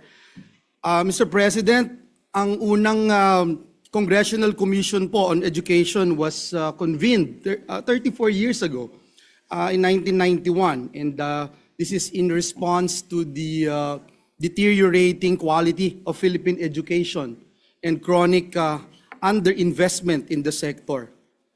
That first EDCOM led to the landmark reform of trifocalization, separating the governance of education among the Department of Education, the Commission on Higher Education, and Technical Education and Skills Development Authority. Mr. President, after several decades, the nation once again called for a second Congressional Commission on Education. This call was shaped by a clear and undeniable reality, persistent learning gaps, and the country's weak performance doon po sa mga international assessments, such as PISA, which exposed a deep learning crisis in our education system. Nagkaroon pa ho ng COVID-19 pandemic, which further exacerbated these long-standing weaknesses, deepening learning losses, and revealing the limits of our education systems in times of crisis. Mr. President, I am so blessed, grateful, and honored to be one of the authors of Republic Act number 11899, or the Second Congressional Commission on Education Act, enacted in 2022 during the 18th Congress, which gave life to EDCOM 2. Since its inception, I have served as one of the commissioners Kabilang po ang aking panunungkulan noon bilang chairperson ng Standing Committee on Technical Vocational Education and Training at Lifelong Learning. The mandate of EDCOM2 has been clear from the very beginning: to identify priority reforms, establish clear benchmarks, and advance laws and policies that will strengthen our education and workforce development systems. Malinaw po ang direksyon natin noon pa man. In pursuit of this mandate, we did not stop at diagnosis alone. As author and sponsor, we moved for key reforms through legislation including IBET, or Enterprise-Based Education and Training Act, the Expanded Tertiary Education Equivalency and Accreditation Program, or ETIAP, and the Lifelong Learning Development Framework Act, measures that translate the Commission's findings into concrete and lasting reforms. Mr. President, let me end by saying today, as we rise before this plenary to present the final report of EDCOM2, entitled Turning Point, a Decade of Necessary Reforms, it is clear that we are at a pivotal moment in our nation's history. This report is the product of 3 years of rigorous study, wide-ranging consultations, and sustained legislative work. More importantly, Mr. President, it is a call to action, from analysis to implementation, and from fragmented initiatives to a coherent and long-term national direction. Panahon na po talaga ng pagkilos. The path ahead will not be easy. Education reform demands patience, sustained support, and commitment that goes beyond political terms and administrations. Kaya nga po ngayong taon na ito, salamat sa ating mga kasamahan dito sa Senado sa pangunguna ng ating Chairperson of Finance, Senator Win Gatchalian, ang Chairperson ng ating Education, Senator Bam Aquino, at mga kasamahan natin dito sa Senado na nagtulong-tulong para mithi natin ang pinakamataas na budget for education sa kasaysayan ng ating bansa. 4.5% of our GDP. For the first time, we were able to hit that mark, Mr. President. And let me say, Mr. President, but the goal that we continue to pursue, an educated, capable, and globally competitive Filipino people, is worth every challenge and every sacrifice that this reform requires. Muli, Ginoong Pangulo, itaas po natin ang antas ng edukasyon sa ating minamahal na bayang Pilipinas. Maraming salamat po and may God bless us all. Thank you. Majority Leader. Thank you very much, Mr. President. Mr. President, we'd like to also recognize our distinguished colleague, Senator Sherwin Gatchalian. Senator Sherwin Gatchalian is recognized. Maraming salamat, Mr. President. Before I begin, allow me to greet the Secretary of the Department of Education, Secretary Sani Angara, who was one of the original members or original commissioners of EDCOM. In fact, he filed the first resolution to create the Second Congressional Commission on Education. And let me also greet our Executive Director, Edie Caroli. Mr. President, distinguished colleagues, it is an honor for me to stand alongside you today and beside our friends and fellow education advocates at the launch of the final report of the Second Congressional Commission on Education. The Second Congressional Commission on Education was established in 2022 with the mandate to conduct a comprehensive assessment of the country's education sector and recommend transformative, concrete, and targeted reforms to help the country become globally competitive in education and in the labor market. In the course of its mandate, the Commission conducted a system-wide review of our nation's entire education system. What it uncovered was a system in crisis. Gaps were everywhere in nutrition, the procurement of textbooks, and the quality of education itself. These compromised the learning of our youth and held them back from achieving their fullest potential. And the implication is clear. If we imperil the future of our young people, we do the same to the future of our nation. The final report of the Second Congressional Commission on Education is entitled Turning Point, a Decade of Necessary Reforms, 2026 to 2035. This is both appropriate and timely. It is a consolidation of the Commission's earlier work and thus more than catalog the education sector's problems. It situates them against a long-term roadmap with specific policy recommendations directed at addressing each problem, from early childhood education and development through the basic education to higher education, technical vocational education and training, and the strengthening of the teaching profession. And it accomplishes this while revealing that the gaps are systemic in nature, many of which are rooted in policy design, fragmented mandates, and long-standing institutional practice. These problems cannot solely be resolved by our educational agencies. They need sustained attention and commitment of Congress. In this regard, I place my full support behind this report and urge all of us to treat it as a shared frame of reference, an evidence-based and empirical guide to sustained reform. The heart of this final report is the National Education and Workforce Development Plan for 2026 to 2035. It is the first decadal roadmap for education in the history of the country. It recommends strategic investments in 5 priority industries: healthcare, digital technology, financial services, advanced manufacturing, and tourism. The plan further recommends expanding and strengthening career guidance in schools, accelerating industry-led curriculum development, as well as the Philippine Skills Framework. It also recommends pursuing strategic ladderization of NCs to produce higher credentialed graduates, as well as investing in the training and industry practitioners and improving the retention of returning migrants. Thirdly, the report calls for establishing model polytechnic universities, focusing on higher-level TVET programs that ladder into college degrees, among many other reforms. This report lays down our timeline, 10 years. It is longer than any term of anyone who sits in this chamber today. Hindi para sa atin ang timeline na ito. Ito ay para sa mag-aaral na nagsisimula pa lang sa kinder. Ito ay para sa mga estudyanteng hindi pa nakakapasok dahil sa sakit ng malnutrisyon. Ito ay para sa mga guro na kailangan magdoble ng shift dahil sa kakulangan sa classrooms. It is imperative then that the policies we enact stay the course and keep the systemic nature of problems we seek to address in mind. The quote from the report itself: reforms to succeed, they must transcend political cycles and remain firmly anchored on what learners need, not on shifting priorities. Education cannot restart every 3 to 6 years. Shortcuts and ad hoc solutions will not work. Thinking in silos is a recipe for failure. We have learned these lessons before.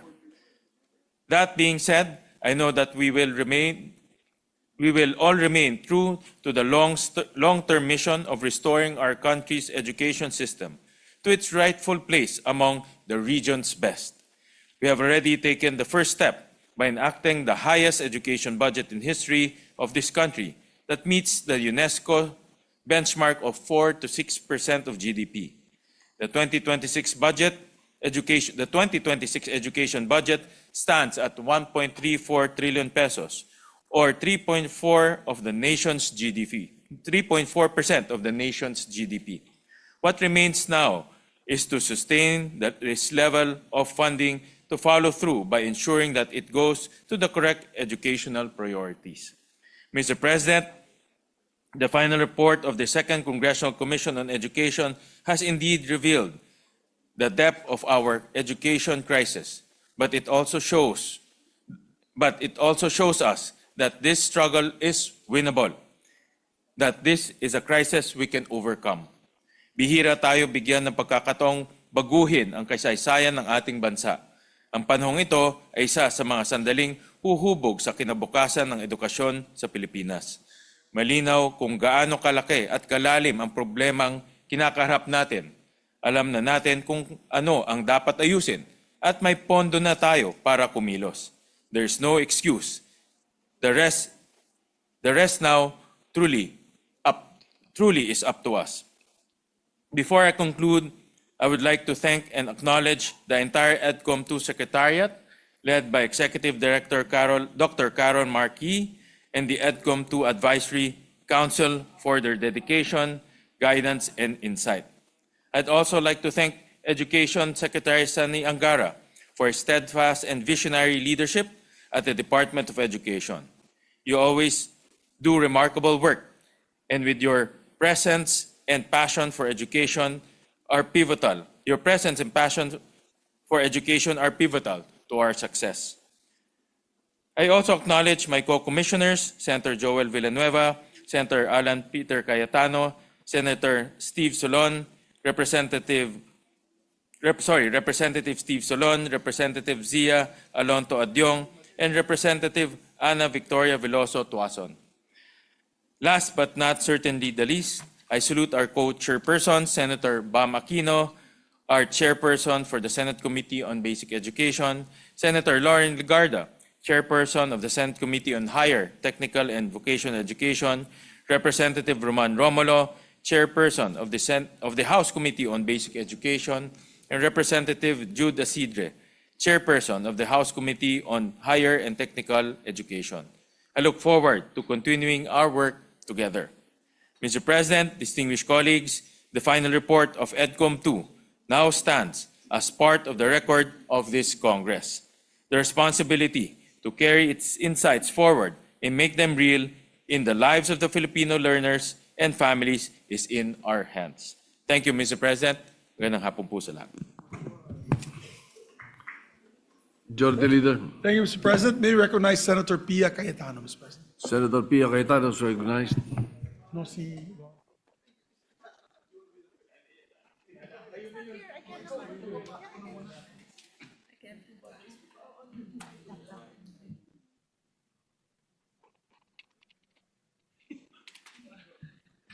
Thank you, Mr. President. Mr. President, I just wanted to express my gratitude to the entire EDCOM family, from the commissioners, our colleagues, to the secretariat, of course, to the executive director, and to everyone who has made EDCOM what it is today. They have given invaluable contributions that have helped, that not just helped craft the bills, the measures that we have enacted, but have basically been the basis of the measures that we have enacted here. And it has really been, it has been able to provide so much guidance. It is a blessing that our Secretary of the Department of Education came from EDCOM, so it was an easy, it was easier for him to implement. We were together with Senator Joel, Senator Sherwin. Sino original natin? Ako. And Senator Cheese. Yeah, we were the originals, no? But when Senator Angara left us, he took with him all these insights that we learned from EDCOM. So aside from the fact that we have so much faith in him, that's already a given, but we knew that we had equipped him with all the research that he would need, and he continues to make use of. So I just really want to express this sense of gratitude for all the work that has been done. And I will take this home. Napakabigat. I don't know if anyone has, this is serious stuff, and I'm pretty sure that what is inside is as heavy and as meaningful as the weight it is, the weight that you can feel. I don't know, this is, what is this? 3 kilos? Anyway, it's a lot of stuff. We look forward to the continuation of the work that was started. We cannot stop because learning is a lifelong process, so EDCOM must continue its work. I would like to have more to say. Unfortunately, I wasn't feeling well and wasn't able to attend. So, di na ako mag-iimbento ng insights ko, but rest assured that I will go through this, and then I will be posting my observations and my summaries, my own summary of what is contained here, because I think this is very valuable. Thank you, Mr. President. I do believe that our children are in good hands, not just with the Secretary, but with all the work that EDCOM has done. Thank you. Senator Lauren Legarda is recognized.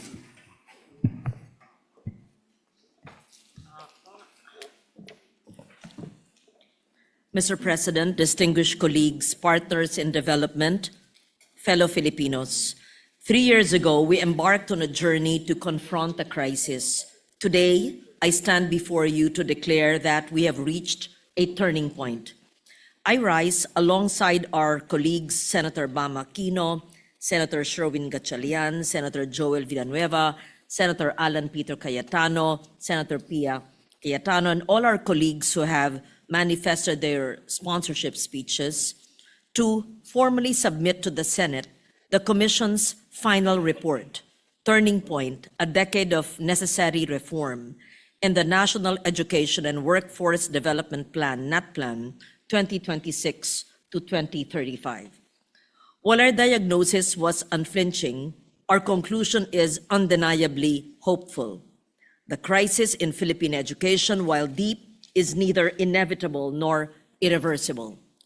We are not here today simply to catalog what is broken. We are here to present the proof that we have already begun to fix it. We are here to chart a future where the boundless potential of the Filipino learner is finally unleashed. Mr. President, cynicism is easy, but progress, however hard-won, is undeniable. In just 3 years, through the unprecedented collaboration between the executive and legislative branches, we have achieved what many thought was impossible. We have proven that the system can move. We have backed our vision with historic resources. For fiscal year 2026, we have secured a budget through our chair, Senator Sherwin Gatchalian, 1.37 trillion for the education sector, the highest allocation in our history, reaching more than 4% of our GDP, inching closer to the global benchmark. We are no longer just talking about prioritizing education, we are funding it. We have restored equity to our free education. We discovered that our tertiary education subsidy was drifting away from those who needed it most. We acted. Because of our interventions, the share of the poorest beneficiaries, those from 4Ps and listahanan households, has surged from a low of 23% in year 2022 to 61% in 2024. We are putting the public back in public service. We have delivered landmark legislation. We did not just study the problems, we legislated solutions. We have passed 10 landmark laws in record time. As a chair of the Committee on Higher Technical and Vocational Education, and I've learned from many of the previous chairs, we must highlight the specific findings that affect our tertiary and workforce development sectors. For too long, our students have faced dead ends instead of open doors. We found a system rigid in its credentialing, where a skilled worker cannot easily transition to a college degree, and where a college graduate often lacks the job-ready skills demanded by the industry. We found that TESDA's mandate has drifted. Created as an authority to oversee skills development, it has become overwhelmed by its expanded mandate since 1994, as well as with direct training provision, consuming 40% of its budget, while its devolution to local governments remains unfulfilled after 30 years. We found a scholarship system that, until recently, failed to target the poorest, with the bulk of funds supporting low-level qualifications rather than the higher-level skills our economy needs. In higher education, we saw a Commission on Higher Education burdened by an explosion of mandates, 164 new laws giving it additional responsibilities since its creation in 1994, transforming it from a policy-making body into a massive financial service provider. We saw a lack of strategic direction, where state universities and colleges expand programs without a unified national plan, with increasingly duplicated programs with local and private colleges and universities. Against this backdrop, 10 regions do not have a single provider of a program in pharmacy, 13 in dentistry, 2 in early childhood education, and 14 in speech pathology. Meanwhile, In TVET, 14% of our trainees complete bread and pastry making and 15% in driving, as industry leaders lament the lack of well-trained workers in manufacturing, healthcare, and digital technology. These are symptoms of an education system that far too long has not been responsive to the needs of our people. However, Mr. President, this report is not a eulogy for our education system. It is a testament to resilience and the possibility of reform. I am filled with optimism for the future of our workforce. In the 19th Congress, we passed the enterprise-based education training framework, addressing many of the bottlenecks faced by the Dual Training System Act of 1994.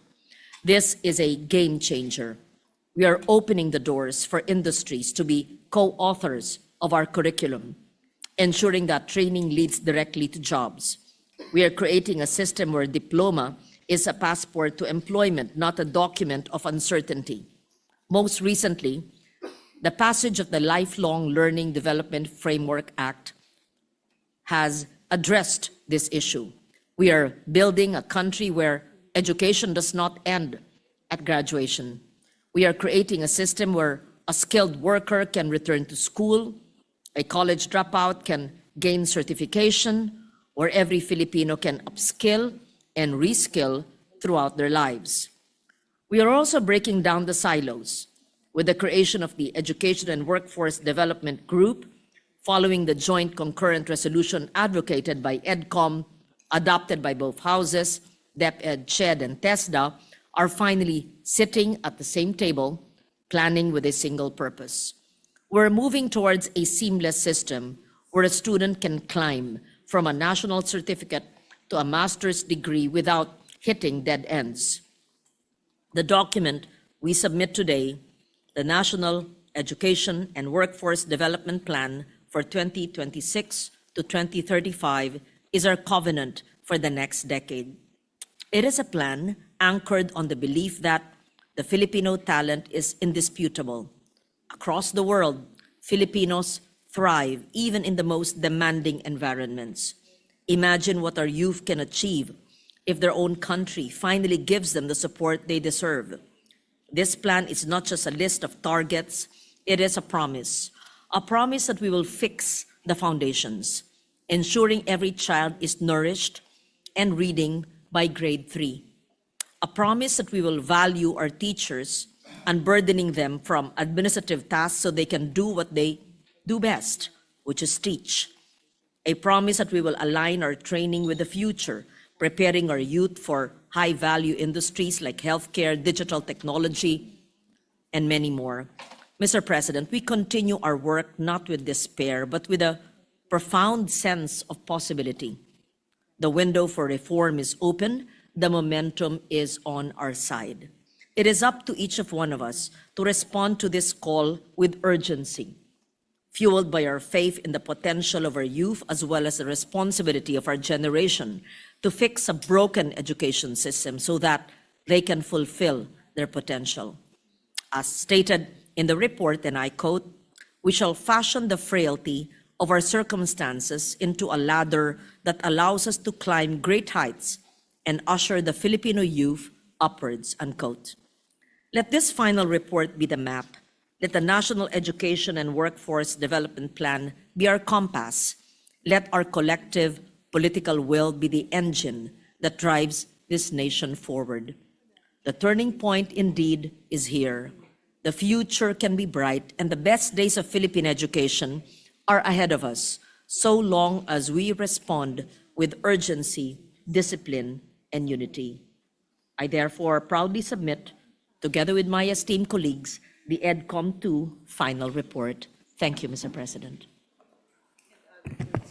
Thank you. Majority Leader. Thank you, Mr. President. And also, Senator Mark Villar would like to put his manifestation or insert into the records his manifestation on the EDCOM 2 report. All right, so inserted into the records. Thank you, Mr. President. And I'd just like to put on record my elation I found in page 441 of the report, of the committee report of EDCOM, that they had highlighted the municipality of ours in Bukidnon, Manolo Fortich, under Joman Alba and Mayor Quino, very progressive leaders. They're highlighting the example on how LGU-led investments in nutrition governance can produce significant improvements in child health, Mr. President. So we're doing Very good. been a feeding program with the children there, Yes. and it's been very successful. Together with Del Monte Foundation, I believe, has been supporting them as well as the LGUs. So it shows that every little bit helps. Everyone can help, Mr. President. And I just want to just manifest this short message of mine, Mr. President, for the record. Today I read, unfortunately, I think it was a Facebook story, wherein the grade 7, I think it was one of the recommendations of EDCOM, were saying that the grade 7 levels of reading are not actually being done by grade 7. It's like the grade 7 students, Mr. President, are like grade 5 levels when it comes to reading and comprehension. A lot of that has to do, my dear colleagues, with social media. I just watched the news last night. France is going to start, Mr. President, a ban on social media on children below 16 years old. England is about to do the same, United Kingdom. Also, Australia has already done it. I believe France is also going to do it. Mr. President mentioned France earlier. So there are several countries that want to do it, Mr. President. Maybe it's time to study that option, that we should also ban, because I notice even with my youngest son, Mr. President, the argument every night with my wife is trying to sit him down to read the books that he's supposed to read, the novels that he's supposed to read for his English classes. And it is so difficult for them to sit down in one corner to even just read these books that we used to read, Mr. President, when we were younger. Now everything is 30 seconds. Everything in social media is 30 seconds, 30 seconds, 30 seconds. So we're going to have a generation, Mr. President, the next generation, Generation Alpha, who will not be able to concentrate and be able to solve problems because they just want quick fixes, all quick fixes, Mr. President. Something that we should study further in this chamber. Maybe we could lead on that, Mr. President. I believe these first world countries are doing something right with this ban on social media on children, Mr. President. So I'd like to congratulate EDCOM too on their final report and say a job well done, Mr. President. Therefore, with that, I move that we suspend session for a few minutes to have a photo opportunity with these men and women of EDCOM 2 who really worked hard, all the stakeholders who worked hard to make this happen. And maybe a prayer, Mr. President, a prayer that government will actually follow through with all these wonderful recommendations, comprehensive recommendations made by the committee. Thank you, Mr. President. Yes, we will do so. Again, congratulations. And the session is suspended for 1 Senate minute.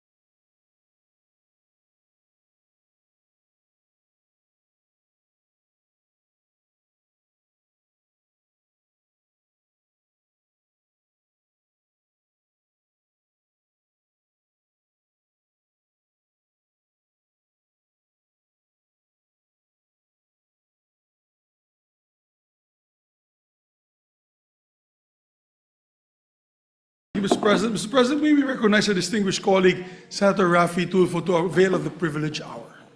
Senator Raffy Tulfo is recognized for the privilege hour. Thank you, Mr. President. Distinguished colleagues, I speak before you today on a matter of personal and collective privilege. I would like to raise an alarm regarding the continued dredging activities in our country. Di po kakayanin ng konsensya ko na manahimik sa bagay na ito dahil kinabukasan ng ating kalikasan at ng industriya ng pangingisda ang nasa peligro. Mr. President, with almost 10% of the world's coral reefs, large swaths of mangrove forest, and more marine protected areas than any other country, the Philippines is considered the center of global coral ecosystem biodiversity. As such, our coastal waters serve as a source of livelihood of 1.9 million registered small-scale fishers and their families. These small-scale fishers catch nearly half of the Philippines' fish supply. Furthermore, the Philippines fisheries sector generates more than 3.3 billion pesos a year. I cannot overemphasize the need to protect this industry, not just for the livelihood of our fisher folks, but for our food security as a nation. Kaya para na po akong siramplaka pagdating sa dredging. Ang daming committee hearings at budget hearings na kwenisyon ko po ang ilang dredging activities. Nagsimula po ito nung lumapit sa aking opisina ang ilang concerned citizens ng Zambales na naalarma sa tuloy-tuloy na dredging activities na sinasagawa sa kanilang bayan. Nasisira po ang kanilang dalampasigan na dating dinadayo ng mga turista.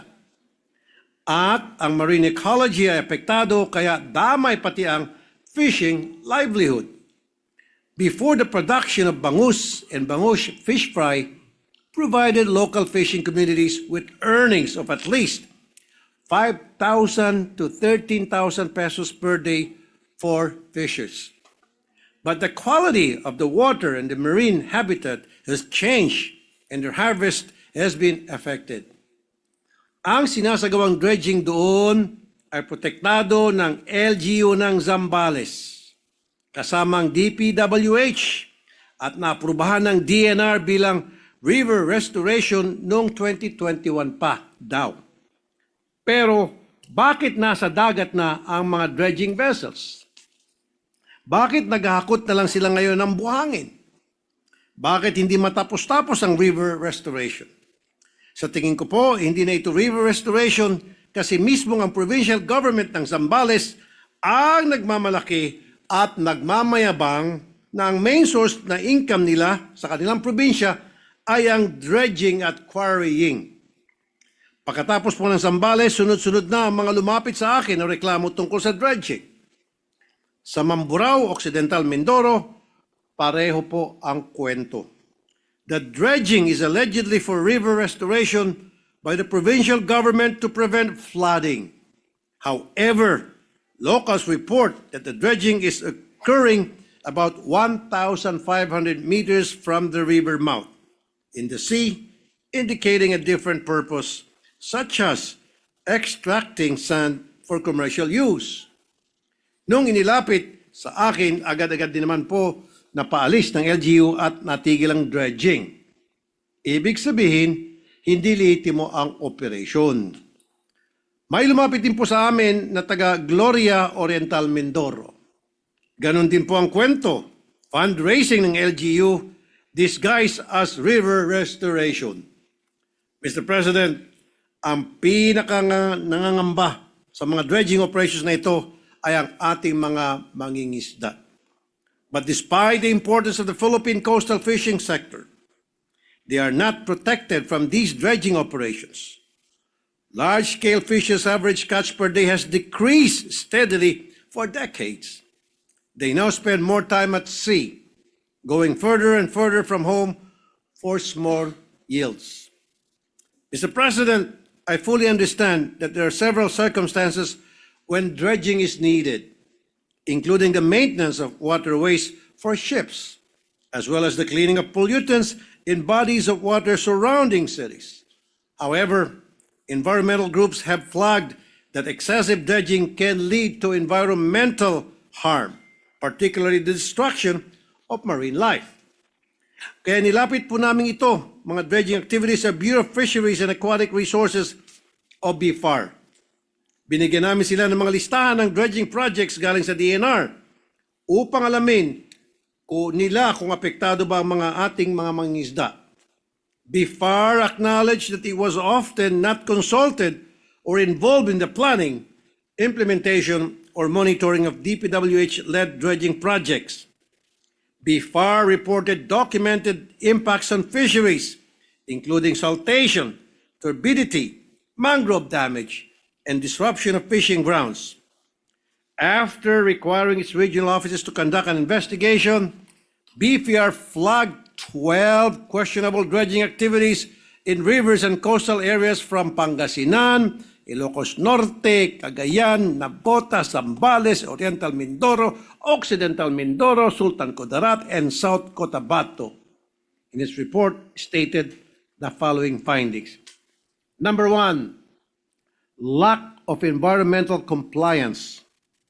Multiple dredging projects were undertaken without ECCs or without ECCs being shared with BFAR. Impact on fisheries were not integrated into environmental assessments. Number 2, absence of BFAR clearance. The projects often proceeded without BFAR's letter of number objections or LONO. That's why BFAR was not able to conduct fisheries impact assessment, impose safeguards, or monitor compliance with regulations. Number 3, weak interagency coordination. DPWH, LGUs, and private contractors implemented projects without formal coordinations with BFAR. Thus, BFAR involvement was often reactive, triggered only by complaints or Senate inquiry. And number 4, fisher folks marginalization. Fisher folks are suffering from reduced fish catch, income loss, and increased water turbidity and noise. BFAR said that these impacts were not systematically documented prior to project approval. The problem with our DNR is namimigay lang sila ng ECC. If walang nakatingin, basta-basta na lang nag-i-issue ng ECC, depende sa sinasabing sa magkanong pilak na pwedeng ibigay. Walang genuine concern for our environment. An example is a year ago, the DNR canceled the ECC of a 51-hectare reclamation project in Coron, Palawan. The cancellation was too late because hectares of coral reef and seagrass beds had already been destroyed. A biophysical assessment showed that 27% of corals died, while the remaining corals were slowly dying due to sedimentation. The irreversible damage has been done, and it would take many years and huge amounts of money to rehabilitate the damaged ecosystems, with no assurance that it would be restored to its original pristine state. The same is happening with the marine ecosystem. It will take decades to recover from the damage. In the meantime, the people suffer. We must put a stop to this, Mr. President. Let me highlight the recommendations of BFAR. Number 1, there must be a mandatory BFAR clearance before dredging. Number 2, interagency coordination with DPWH and DENR. Number 3, fisheries impact assessments as part of environmental studies. And number 4, joint monitoring enforcement. My office will look into filing a bill that would establish policies to limit sand extraction directly from beaches and their nearshore zones, prohibit offshore dredging near sediment-starved coasts, use sediment budget studies and shoreline change maps before any extraction is approved, restore reefs and mangroves to help retain sediments and reduce wave energy, And finally, we must engage local communities in monitoring and beach profiling to detect early signs of erosion. And this should not be superficial regulations as being done by DNR. Dapat itigil na ng DNR ang pagiging reactive lang. Dapat po ay proactive. Hindi yung maghihintay lang kung may magreklamo. We have a relatively new DNR Secretary, Secretary Popoy Lutilla. I worked well with him nung sa Department of Energy pa po siya. I hope that he is genuinely for the environment, hindi tulad nung nakaraang Secretary. That he is protecting our future for the next generation. Because when it comes to our environment, what's done is done. The only remedy we have is prevention. I hope for the support of my colleagues. Thank you, Mr. President. Majority Leader, we see the hands raised by Senator Erwin Tulfo and then Senator Loren Legarda. Senator Erwin Tulfo was first. You're recognized. Thank you, Mr. Chair. With the indulgence of Senator Loren Legarda.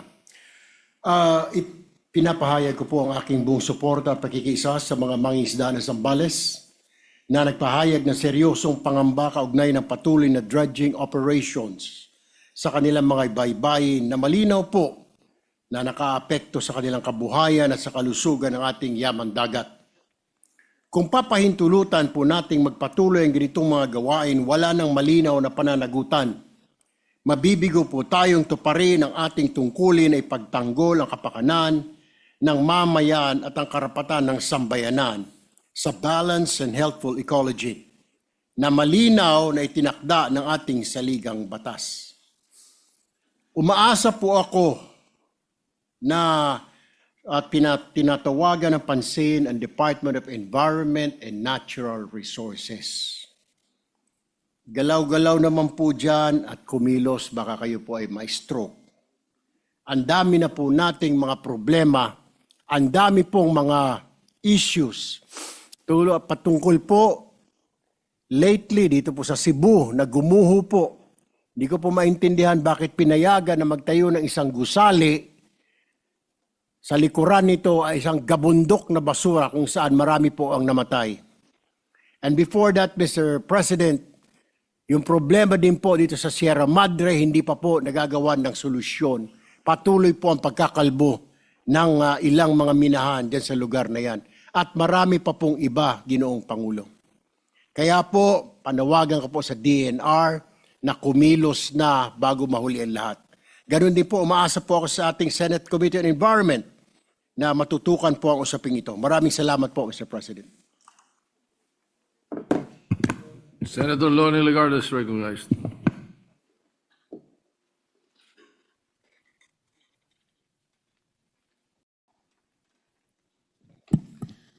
Thank you, Mr. President.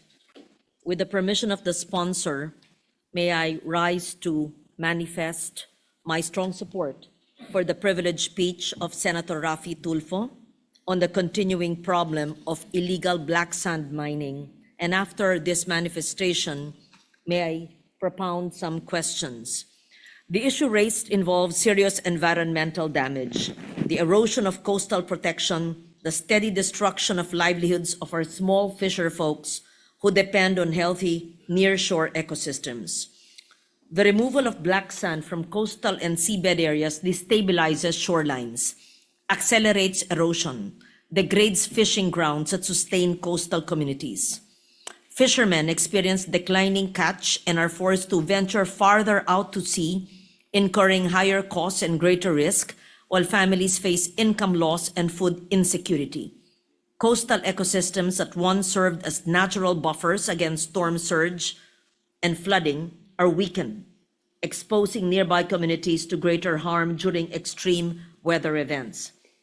Given this impact, the government must be steadfast in ensuring that activities involving black sand extraction are totally prohibited. The environmental and social cost far outweigh any claimed economic benefit, particularly when these activities compromise our food security, disaster resilience, and the long-term sustainability of our marine resources. Accountability must extend beyond private operators. Local government units that allow, tolerate, or fail to prevent these activities within their jurisdiction should be held to account. I therefore support the full investigation, firm legislative and regulatory action to prohibit black sand mining and the imposition of responsibility on all parties involved, including public officials who have allowed these practices to persist. The Senate must act decisively to protect our coastal communities, uphold environmental stewardship, and affirm that our natural resources are held in trust for the Filipino people. So I would like to extend and convey my support to the good sponsor for having brought this to the Senate's attention today, because according to Oceana, an international organization focused on oceans, around 98% of Philippine coral reefs are under threat, and about 70% are high to very high risk due to climate change, overfishing, and coastal pressures, underscoring the need for urgent protection. You mentioned about dredging. We talked about black sand mining, even coral reefs, which are the home, the ecosystem of the fish that our fisher folks catch for their daily needs, is at risk as well. Ako po ay nakikiisa sa inyo sa pag-imbestiga ng lahat ng nagaganap na illegal na dredging o maski legal na siyang nakakasira sa ating ecosystem at nakakaapekto sa kinakain ng ating mga mangingisda. Binanggit din ni Senator Erwin Tulfo ang pangangailangan sa pagsiyasat, gaya ng sabi nyo, bagamat tama ang dredging sa ibang bagay. Of course, riverbeds sometimes have to be dredged, lakes have to be dredged. But what Senator Erwin Tulfo mentioned na hindi lang to environmental aspect, o kayo ba ang nagbanggit? I don't know which Tulfo mentioned this, but it must have a BFAR clearance as well, because it may be environmentally legal, but what if it affects our food from the ocean? So kailangan po ay maliwanag na koordinasyon ayon sa siyensya, ayon sa pagkain, ayon sa hinuhuli ng ating mga mangingisda. I recall there's this group in Zambales. I'm not sure if it's the same group that has been asking you, that has been complaining about black sand mining. I brought it up several times to the DNR, but they claim that the group complaining do not belong to that area or do not own the land. And they said that this black sand mining is part of the dredging operation to improve the ecosystem. So it's not clear to me. And whether the people complaining have a valid legal title to the land is beside the point.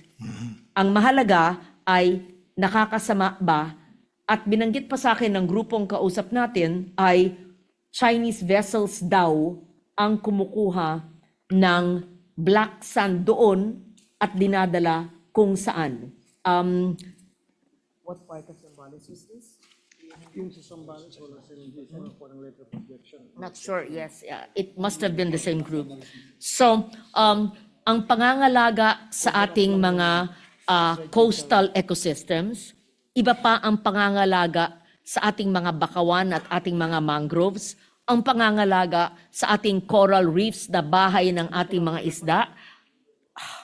Ang dami-daming dapat alagaan, bantayan, and I agree with you that the DNR and the local governments must not be reactive. Hindi lang pag nawasak na, pag meron ng pumasok ng mga barko, pag sinisira na o kinuha na, doon lang mag-iimbestigasyon. It must be protection and prevention rather than curative and investigation.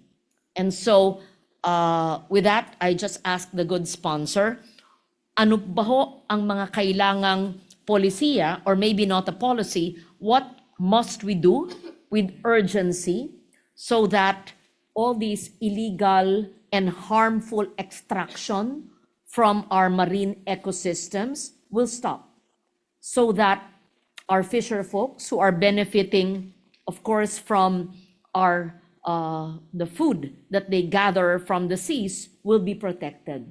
Ano po ang inyong rekomendasyon? Thank you, Mr. President. Before I would answer your question, you did mention about a group that came to my office to complain at sinabi po ng provincial government ng Zambales na bakit ka nagreklamo, hindi naman you don't belong here, hindi naman kayo taga rito. Ang pangalan po ng grupo ay Pamalakaya.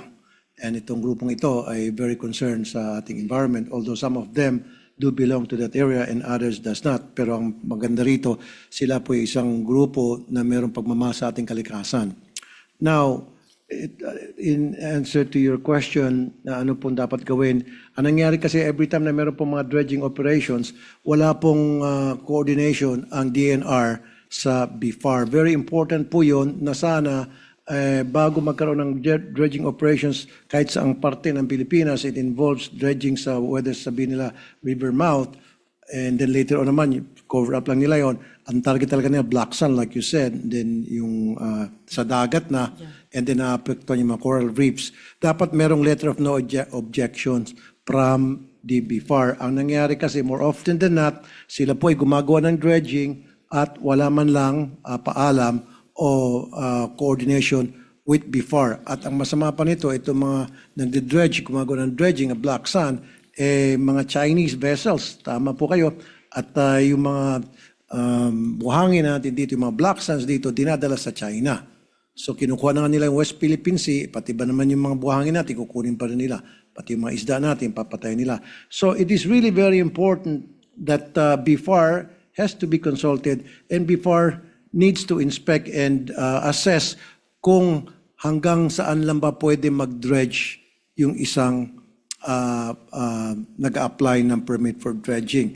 Pero ang nangyari sa ngayon, Mr. President, BIFAR is not even being consulted o kahit man lang isaalang-alang nila na sana kausapin, because BIFAR is the lone agency that knows better when it comes to the environment, when it comes to our fisher folks, na kapakanan natin mga fisher folks, and of course, yung mga laman dagat kung sa ika nga nila. Thank you, Mr. President. Thank you very much for that statement. May I add, Mr. President, that reported black sand mining sites in the country would be in provinces but not limited to in Leyte, Cagayan, Pangasinan, and Zambales, according to reports. And it also suggests there is a report that the DNR classified the environmental impact study for the Zambales dredging project under a department order way back in 2019 as a non-environmentally critical project. So I'm not sure why the DNR keeps on saying it's a non-ECP, yet research from marine organizations say that dredging at the river mouth may have caused the erosion in those areas. So these were old studies, but it's still relevant up to now. And in May this year, I understand that there was an investigation into claims made by the NICA, the National Intelligence Coordinating Agency, that the sand used, I'm not certain, but this is a report, in China's reclamation projects in the West Philippine Sea may have been sourced from our nation's coastal areas. So I also understand that there's a bill pending in the House of Representatives that prohibits black sand mining. I'm not sure if we have a counterpart here. Just so that we all understand, black sand mining extracts valuable minerals like magnetite and zircon from black sand deposits on beaches or riverbeds, often found near volcanic areas, but this is highly controversial due to severe environmental damage, including coastal erosion, flooding, ecosystem destruction, and land subsidence, leading to widespread illegal operations in the Philippines. And communities suffer loss of livelihood and increased vulnerability to natural disasters. And so I would join Your Honor in an investigation not just with the DNR as resource, but perhaps the Pamalakaya and even militant grassroots organization who know the situation in the far-flung rural areas, especially in marine areas, marine protected areas. Yeah, thank you, Mr. President. That's why sa next hearing sa environment, gusto ko pong ipatawag yung mga taga-DNR para we'll conduct an audit as to the numbers of dredging operations nationwide, and if these dredging operations, sila ba ay kumuha ng tinatawag na letter of no objection sa BFAR, kasi nakasaad naman sa kanilang administrative order number 2022-02 na sa lahat ng dredging operations dapat, especially kung involved sa dagat, kailangan merong coordination sila sa BFAR, kumukuha sila ng letter of no objection. Now, ang pagkakaalam ko po, karamihan sa mga dredging operations, walang letter of no objections kinukuha ang DNR sa BFAR. Thank you, Mr. President. I will stop at that because the questions are endless, and I will join you in the hearing. And we would want the DNR and the BFAR to submit preliminarily a list where there is black sand. I only had 4 provinces. Saan pa may availability ng black sand at saan may ongoing legal dredging ng black sand, at ano ang basihan ng kanilang ECC, and what is the impact to our fisher folks and to coastal erosion that negatively or adversely impacts on the fish or whatever catch is available in that area. And perhaps you could also involve or include the UPMSI, the Marine Science Institute, very credible academic institution. So thank you for bringing this up once again. I join you in this shared advocacy. Thank you, Mr. President. Thank you, Mr. President. For the permission of the senators, Senator Lacson is recognized to interject. Thank you, Mr. President. With the permission of the sponsor and the gentle lady from Antique, very quickly, Mr. President, in other words, triple whammy effect sa ating bansa ito. Number 1, environmental, because nasisira nga yung ating coral reefs and everything. Number 2, economic, kasi yung ating livelihood ng mga fisher folk. And number 3, security. Kasi yung kinukuhang sand, kinukuhang lupa, binibigay pa natin sa China para mag-reclaim, maggawa ng mga artificial islands, no? Para andito na lang sila sa tabi natin, tabi-tabi. So I just want to put that on record, Mr. President, for the consideration of the sponsor when he calls for a committee hearing to confront the DNR officials and other personnel involved. It's all driven by greed, Mr. President. No? Hindi na inisip yung, never mind the environment, probably, pero yung security aspect, that's, well, I could say this is tantamount to treason because you're aiding a foreign country which is actually a threat to our national security. Thank you, Mr. President. Yes, Senator Risa Ontiveros recognized. Salamat po, Mr. President. Just a brief manifestation ng pagpapasalamat sa nag-deliver ng privileged speech, at intention ko pong sumama din kay Senator Loren at sa ating Senate President pro tempore na lumahok dun sa pagdinig na gaganapin dun sa speech ng good gentleman mula sa Isabela. Dahil po equally dun sa ecological, economic at saka security consideration. Salamat po, Mr. President. Thank you. Thank you. Senator Tulfo, the Majority Leader. Thank you, Mr. President. Mr. President, I move that the speech and all the accompanying manifestations and remarks and discussions of our colleagues be referred to the Committee on Environment and Natural Resources and Climate Change. I so move, Mr. President. Any objection? Hearing none, so referred. And with that, we'd like to complete the election of members of the committee so that they can have a hearing right away, Mr. President.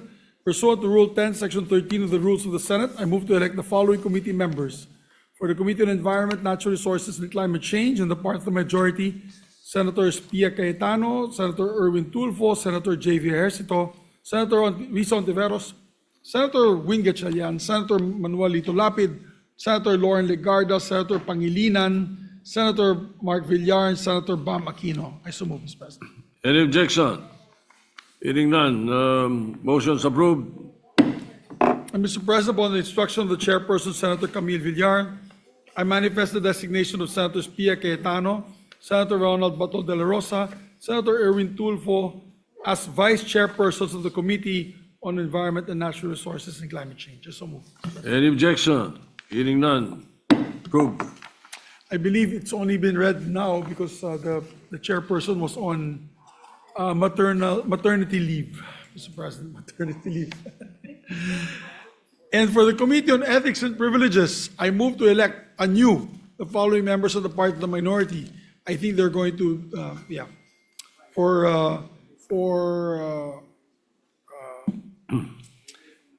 they replaced the members because of the conflict of interest, because I think the two members that were there, I think, have cases, Mr. President. So Senator Amy Marcos will replace Senator Batol de la Rosa, and Senator Rodante Marcoleta, Vice Senator Joel Villanueva. I so move, Mr. President. Any objection? Hearing none, motion's approved. And I believe the chairperson of the Committee on Ethics, Senator J.V. Ejercito, would like to also make a manifestation on his chairmanship or the committee, Mr. President. Senator J.B. Ejercito is recognized. Thank you, Mr. President. Dear colleagues, I rise on the matter of personal collective privilege. Gross neglect of duty is defined by the Supreme Court as, let me quote, the failure to give proper attention to a required task or to discharge a duty characterized by want of even the slightest care or by conscious indifference to the consequences insofar as other persons may be affected or by flagrant and palpable breach of duty. It is the omission of that care which even inattentive and thoughtless men never fail to give their own property. In case involving public officials, there is gross negligence when a breach of duty is flagrant and palpable. End of quote. Would there be a gross neglect of duty if we are faithfully following established rules of this institution? Maring gasgas na sa maraming ngunit nananatiling angkop na sabihin na we are men and women of the law, and as lawmakers, we do our business within the bounds of our rules that govern us. Tayo pong mga senador ay may rules na nagtatakda ng parameters ng mga kapangyarihan na ipinagkatiwala sa atin. Mayroon tayong limitasyon at hindi natin nais na lumabis dito. We have rules and we live by them every single day. Our primary duty, first and foremost, is to craft laws. We are lawmakers and we are expected to be the first to follow the rules, laws, and laws. Noong mga nakarang araw po ay nakarating sa akin ang maparatang na hindi ko raw umano inaksyonan ang mga complaints na na-file sa Senate Committee on Ethics and Privileges kung saan ako ay tinalaga bilang chairperson. I have even received an ethics complaint filed against me in my capacity as the committee chairperson. Sabi ko nga po, everyone is entitled to their own opinion and is free to file a complaint against anyone they feel they are aggrieved by. This is how democracy works. Ngunit para sa hindi pamilyar sa proseso ng ating trabaho sa lehislatura, marahil ay maari talagang mabuong iba't ibang mga haka-haka at akusasyon. You see, the status of the Committee on Ethics is largely due to a chain of events. The change in the leadership from former Senate President Francis C. Escudero to Senate President Vicente Tito Soto III is public knowledge. The internal structure of the Senate was also changed. Some of the officers were replaced and the new ones were elected. Committee chairmanships became vacant and new chairpersons were elected and new members supposedly nominated. Some committees were constituted and went about their business right away. Others, however, were not constituted yet. A committee cannot perform its powers and functions if it has not been constituted. If it proceeds without the benefit of being constituted, the committee risks invalidating all of its succeeding actions. Pwede po ba tayo magsagawa ng mga pagdinig? Maaari nating itong gawin, ngunit ito ba yung nararapat gawin? Wasto ba ito at naayon po sa rules of the Senate? Nakatali po ang ating mga kamay, nakatali po ang kamay ng chairman. Nakagapos po tayo sa prinsipyo at patakaran ng ating sinusunod. For as long as it remains unconstituted, the committee is likewise unable to adopt its own rules which shall govern its procedures and all the technicalities that come with it. The rules observed by the Committee on Ethics and Privileges of the last Congress do not automatically carry over to the present Congress. Under long-standing parliamentary practice, each newly constituted Congress begins as a separate, distinct body. Consequently, all committees must first be formally organized and their internal rules must be expressly presented, deliberated upon, and adopted by their members. It needs to be approved and adopted during the organizational meeting of the committee by its members from the 20th Congress. This includes the marking of the case numbers of the complaints filed, which my office has arranged and kept in the order they were stamped received. Sa kasalukuyang estado ng Committee on Ethics, ang maximum na pwede nitong gawin ay tumanggap ng complaint na maaring paningin ng ilan ay minimal. Binabasa at pinag-aaralan natin ang mga complaints na ating natatanggap at binibigyan natin kaukulang aksyon sa sandaling legal ng makapagsasagawa ng mga pagdinig ang Committee on Ethics.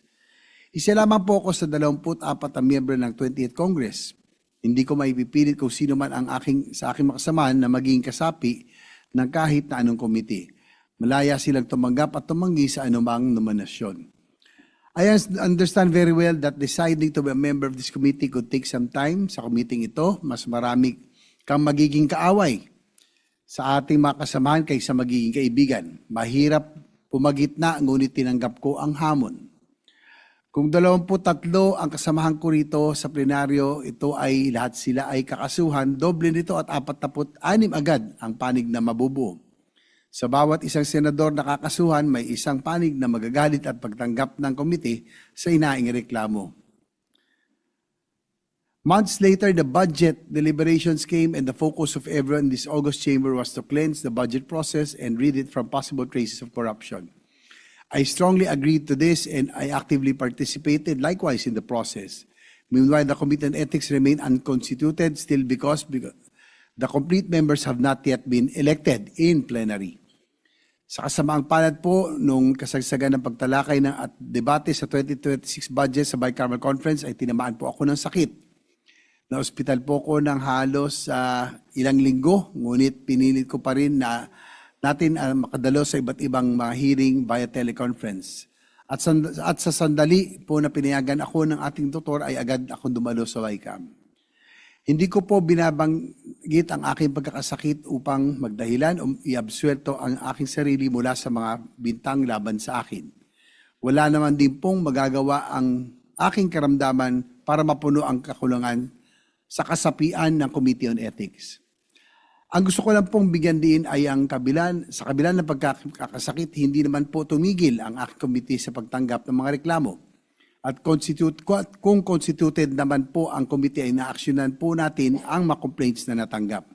At kung naaprubahan ng mga magiging member ng Ethics Committee, akin pong imumungkahan sana na first in, first out policy. It is not my sickness that limited the work of the Committee on Ethics, but its non-constitution due to incomplete membership that can only be remedied during plenary. Before the BICAM of the 2026 budget, the session was suspended and the time ran out. And time clearly is beyond our control in the same very way that a senator's willingness to become a member of the Committee on Ethics is beyond my control. At the risk of repeating myself, I wish to emphasize the Committee on Ethics cannot proceed if it is not constituted. Its constitution is dependent upon the completion of the roster of members. As chairman, I cannot exercise powers that I do not possess and have yet to exist. How can I grossly neglect a duty that is not yet there? Logic dictates one can only give one has. Therefore, I cannot neglect to fulfill something that has not yet been bestowed upon me. To accuse me then of grossly neglecting my duty is also grossly illogical. In being accused of neglecting my duty as chairperson of the Committee on Ethics, I am being pressured to act beyond what is lawful. Is it acting beyond the powers bestowed or delegated in itself gross neglect of duty, our duty to abide by our rules? Is it arrogance and abuse of power? The chairmanship of the Senate Committee on Ethics and Privileges was something that this humble representation did not choose or ask for. It was entrusted upon me by the current leadership of the Senate. Each of the committees has its own chair who facilitates and presides over its business and concerns. No matter how hard or easy such a duty may seem, we try our best to perform our mandate to the highest possible standards one could give. Kung ibang komite ng Senado ay pinag-aagawan at paunahan ang hiling na makuha, walang marahil ay may gusto na pamunuan ang Committee on Ethics. Ngunit tulad ng ibang komite, inialok ito sa isang senador na nakikita ang liderato na minakaangkop at katanggap-tanggap na humawak nito. Kung bakit akong napili mag-chair ng Committee on Ethics ay tanging si Senate President Soto at kayong makasamahan ko na lamang ang makakasagot. I am chairing the Committee on Ethics at the pleasure of all of you, my colleagues, and I could give it up anytime. It is to your trust and confidence that I was elected to such a post, and the moment you lose it, I am more than willing to relinquish. Nais ko pong ipaubaya sa inyo, Ginoong Pangulo, at makasamahan ang kapalaran ng Chairman ng Committee on Ethics and Privileges. I trust your wisdom and expertise in handling such extraordinary situations. I occupy the position as Chairman at your pleasure, and I am always ready to vacate the post the moment your trust and confidence fades. Delicadeza is something I value and take pride in. Now, Mr. President, if this august body still wants me to head the Senate Committee on Ethics and Privilege, since the membership has been completed yesterday, I would like to inform the Chamber that we are in the process of reviewing the rules of the committee adopted last Congress. Once we are done with our review, we will furnish everyone a copy of your comments and possible additional inputs. We are likewise preparing to schedule the organizational meeting of the committee where the members may formally organize and adopt the rules to govern its proceedings, hopefully by next week. We plan to do this with utmost respect for the processes, established rules, and traditions of this institution, in faithful fulfillment of our mandate without any gross neglect of our duty. Maraming salamat po at pagpalain po nawa tayong lahat. Thank you, Senator J.B. Ejercito. You have our full trust and confidence as chairman of the Committee on Ethics and Privileges. Thank you, Mr. President. And just a short manifestation in support of our chairperson, Mr. President. Go ahead. Mr. President, the chairperson of the Committee on Rules, I must emphasize that we in the Senate have always operated under a committee system. And this system is bound by a set of rules. This is to ensure that all measures, or in this case, the case of the Ethics and Privileges Committee, are properly dealt with. Kailangan pong maintindihan ng lahat na nakikinig po na yon, a committee must first have a complete membership before it can be organized and conduct a hearing or meeting. As you know, even to this last minute, we had to change members of the Committee on Ethics. Kaya hindi po mabuo yung committee at hindi po sila makatawag po ng isang hearing. So, let me repeat, kailangan po maintindihan ng lahat ay kailangan kompleto po ang membership ng committee to be organized and conduct a meeting. For the Ethics and Privilege Committee, we did not complete the membership until today, this afternoon. And sure enough, Senator JV is already looking forward to calling for a hearing by next week. I say all of this, Mr. President, to ease the concerns of the committee's chair's supposed negligence as brought about by some complainant. I assure our people that everything has been proceeding in order in keeping with the rules of the Senate. And we trust that Senator JV will continue to uphold the Senate rules as the Ethics Committee is now empowered to proceed with its functions. He is also the best candidate and best person for the job, Mr. President, because he's the reluctant candidate. He didn't want this position from the very beginning, but he's willing to make the sacrifice to make sure that each and every one of us will be following the rules and procedures and ethical standards of this great institution. So we thank him for that, Mr. President. Mahirap pong maging chairman ng ethics. Marami pong tumanggi dito, pero siya, being reluctant that he is, we had to convince him, and he gladly agreed to take the job, especially now that there are pending cases on this issue. We trust him and fully support him, Mr. President. We give him our 100% support. Maraming salamat, Mr. President. All right, thank you, Majority Leader. And Mr. President, last item on the agenda, since we already can approve this on second reading with the permission of everyone, including those proponents who proposed amendments, I move that we consider for amendment, Mr. President, Senate Bill number 1509 under Committee Report number 13. Any objection? Hearing none, consideration of 1509 is in order. This is the the Philippine- parliamentary status, Mr. Majority Leader. Thank you, Mr. President. We are in a period of amendment, and we are taking up the act establishing the Philippine Geriatric Center for all our super senior citizens, Mr. President. So, maraming matutulungan itong centers na ito. Mr. President, Of may we course. recognize Senator Risa Ontiveros. Senator Risa Ontiveros is recognized, the principal sponsor of the measure. Salamat po, Defeated amendment. Mr. President. Mr. President, colleagues, the proposed amendments to the Philippine Geriatric Center Bill reflect the valuable insights shared during the interpellations of Senators Pia Cayetano, Rodante Marcoleta, Bongo, Robin Padilla, and Jinggoy Estrada. These amendments ensure that the PGC will not only serve as a tertiary specialty hospital for our older persons, senior citizens, and the elderly, and our aging population, but also function as the apex of an integrated, inclusive, coordinated, and sustainable geriatric care system.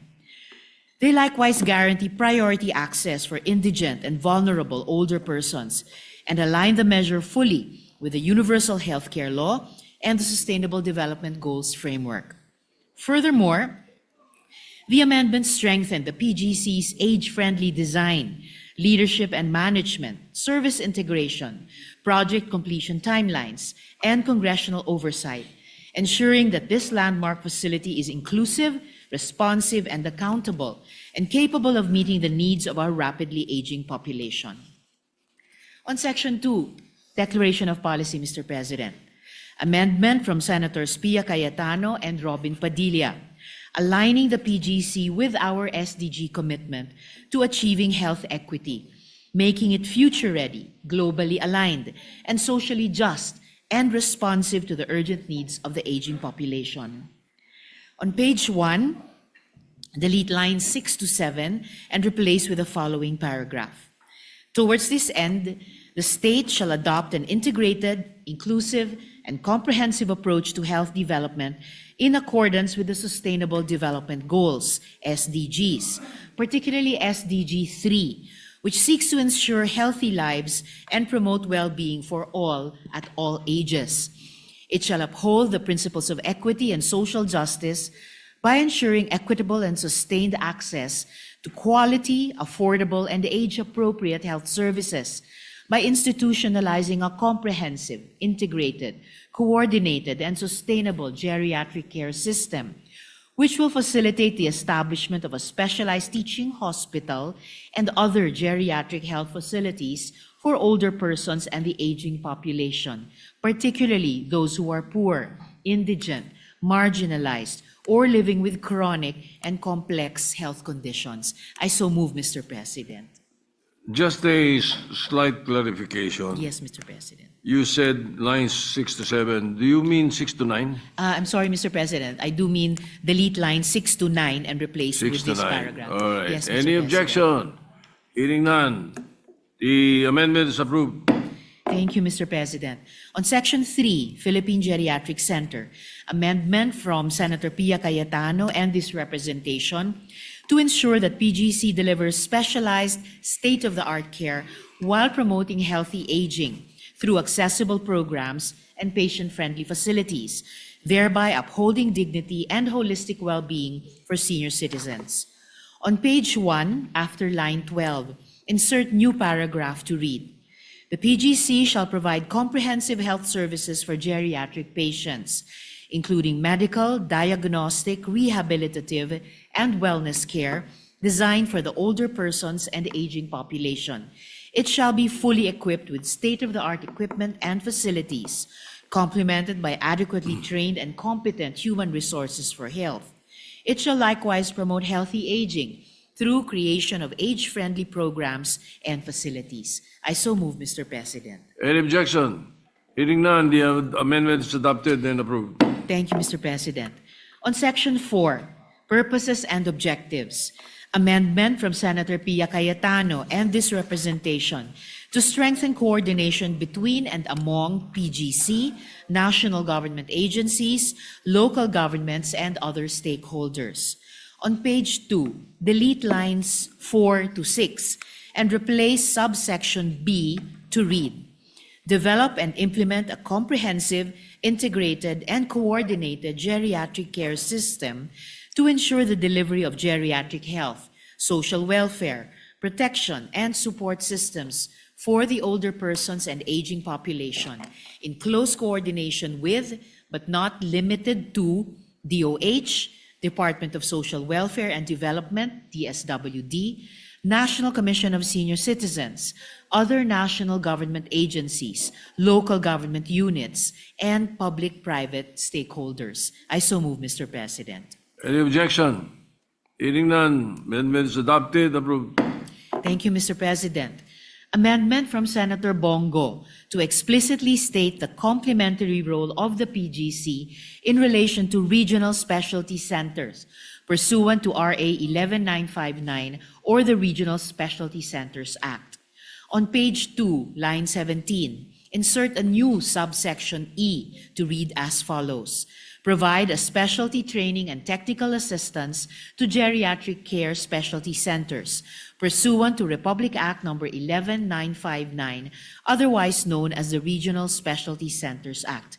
Then re-letter the subsections accordingly. I so move, Mr. President. Any objection? Hearing none, amendment is adopted, amendment approved. Thank you, Mr. President. Amendment from Senator Pia Cayetano to encourage shared public and private partnership in the implementation of the PGC law. On page 2, after line 23, insert a new subsection G to read as follows. Foster linkage and alignment with the private sector for public-private partnerships in accordance with existing laws, rules, and regulations. Then re-letter the subsections accordingly. I so move, Mr. President. Any objection? Hearing none, approved. Thank you, Mr. President. In new section 5, age-friendly PGC site and facilities, amendment from this representation in response to the concerns of Senator Pia Cayetano to ensure that PGC will be compliant with internationally recognized principles on age-friendly amenities and facilities.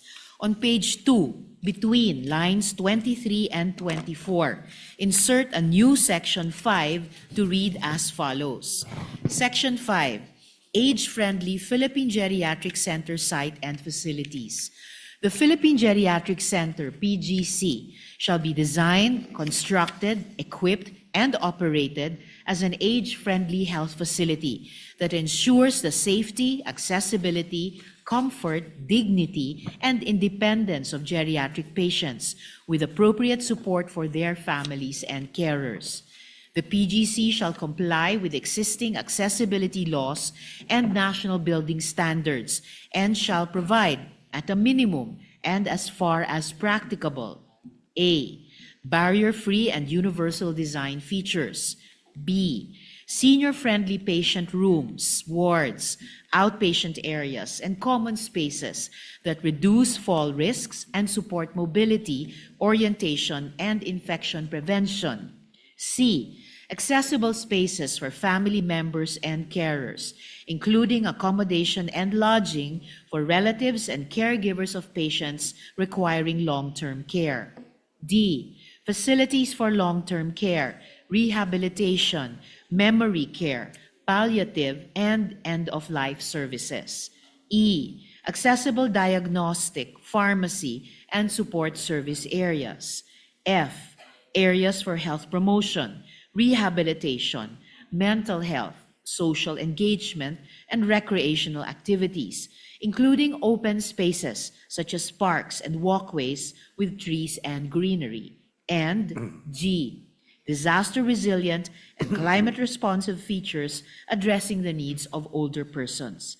The Department of Health, DOH, shall ensure continuous compliance with this section and upgrade accordingly, pursuant to internationally recognized principles on age-friendly and elder-sensitive health facilities. Then renumber the succeeding sections accordingly. I so move, Mr. President. Any objection? Hearing none. Amendments adopted. Thank you, Mr. President. On new Section 6, Organizational Structure and Staffing Pattern, amendment from Senator Bongo and this representation prescribing the qualification of the Medical Center Chief of the PGC. On page 2, line 27, after the word regulations and the period, insert a new sentence to read as follows. The PGC shall be headed by a medical center chief, who shall be a duly licensed physician with demonstrated experience and competence in geriatric care and in hospital administration and management. I so move, Mr. President. Any objection? Hearing none. Adopted. Approved. Thank you, Mr. President. On new Section 7, coordination with and assistance from other government agencies. Amendment from Senator Bongo and this representation, recognizing the continuing role of the JRRMMC, NCGH, vis-a-vis the program, or in terms of the program and service development. On page 2, line 29, after the word DOH and the comma, insert the words, the Jose R. Reyes Memorial Medical Center, National Center for Geriatric Health, JRRMMC-NCGH, and a comma. And on the same page, line 32, replace the word elderly with the words older person and the aging population, so that the new sentence will then read as follows. The PGC shall collaborate with the DOH, the Jose R. Reyes Memorial Medical Center, National Center for Geriatric Health, JRRMMC-NCGH, the Philippine Health Insurance Corporation, PhilHealth, and the National Commission of Senior Citizens, NCSC, in the development, implementation, and continuous improvement of programs and services for the older person and the aging population. I so move, Mr. President. Any objection? Hearing none. Approved. Thank you, Mr. President.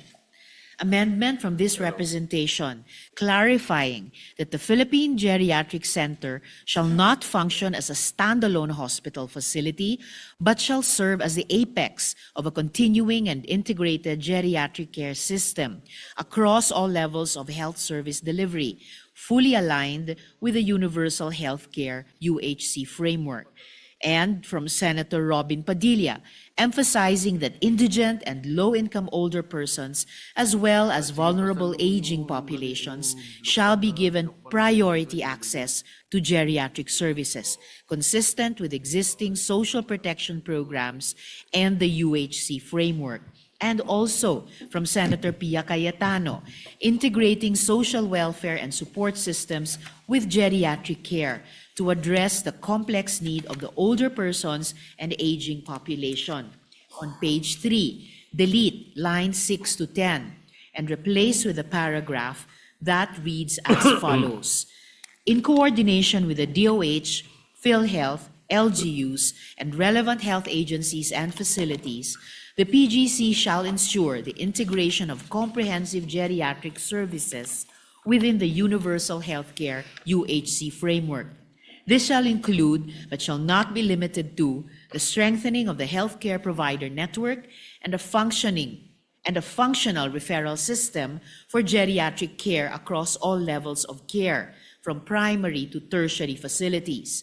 The PGC shall likewise ensure priority access to geriatric services for indigent and low-income geriatric patients, older persons, and aging population, consistent with the UHC Act.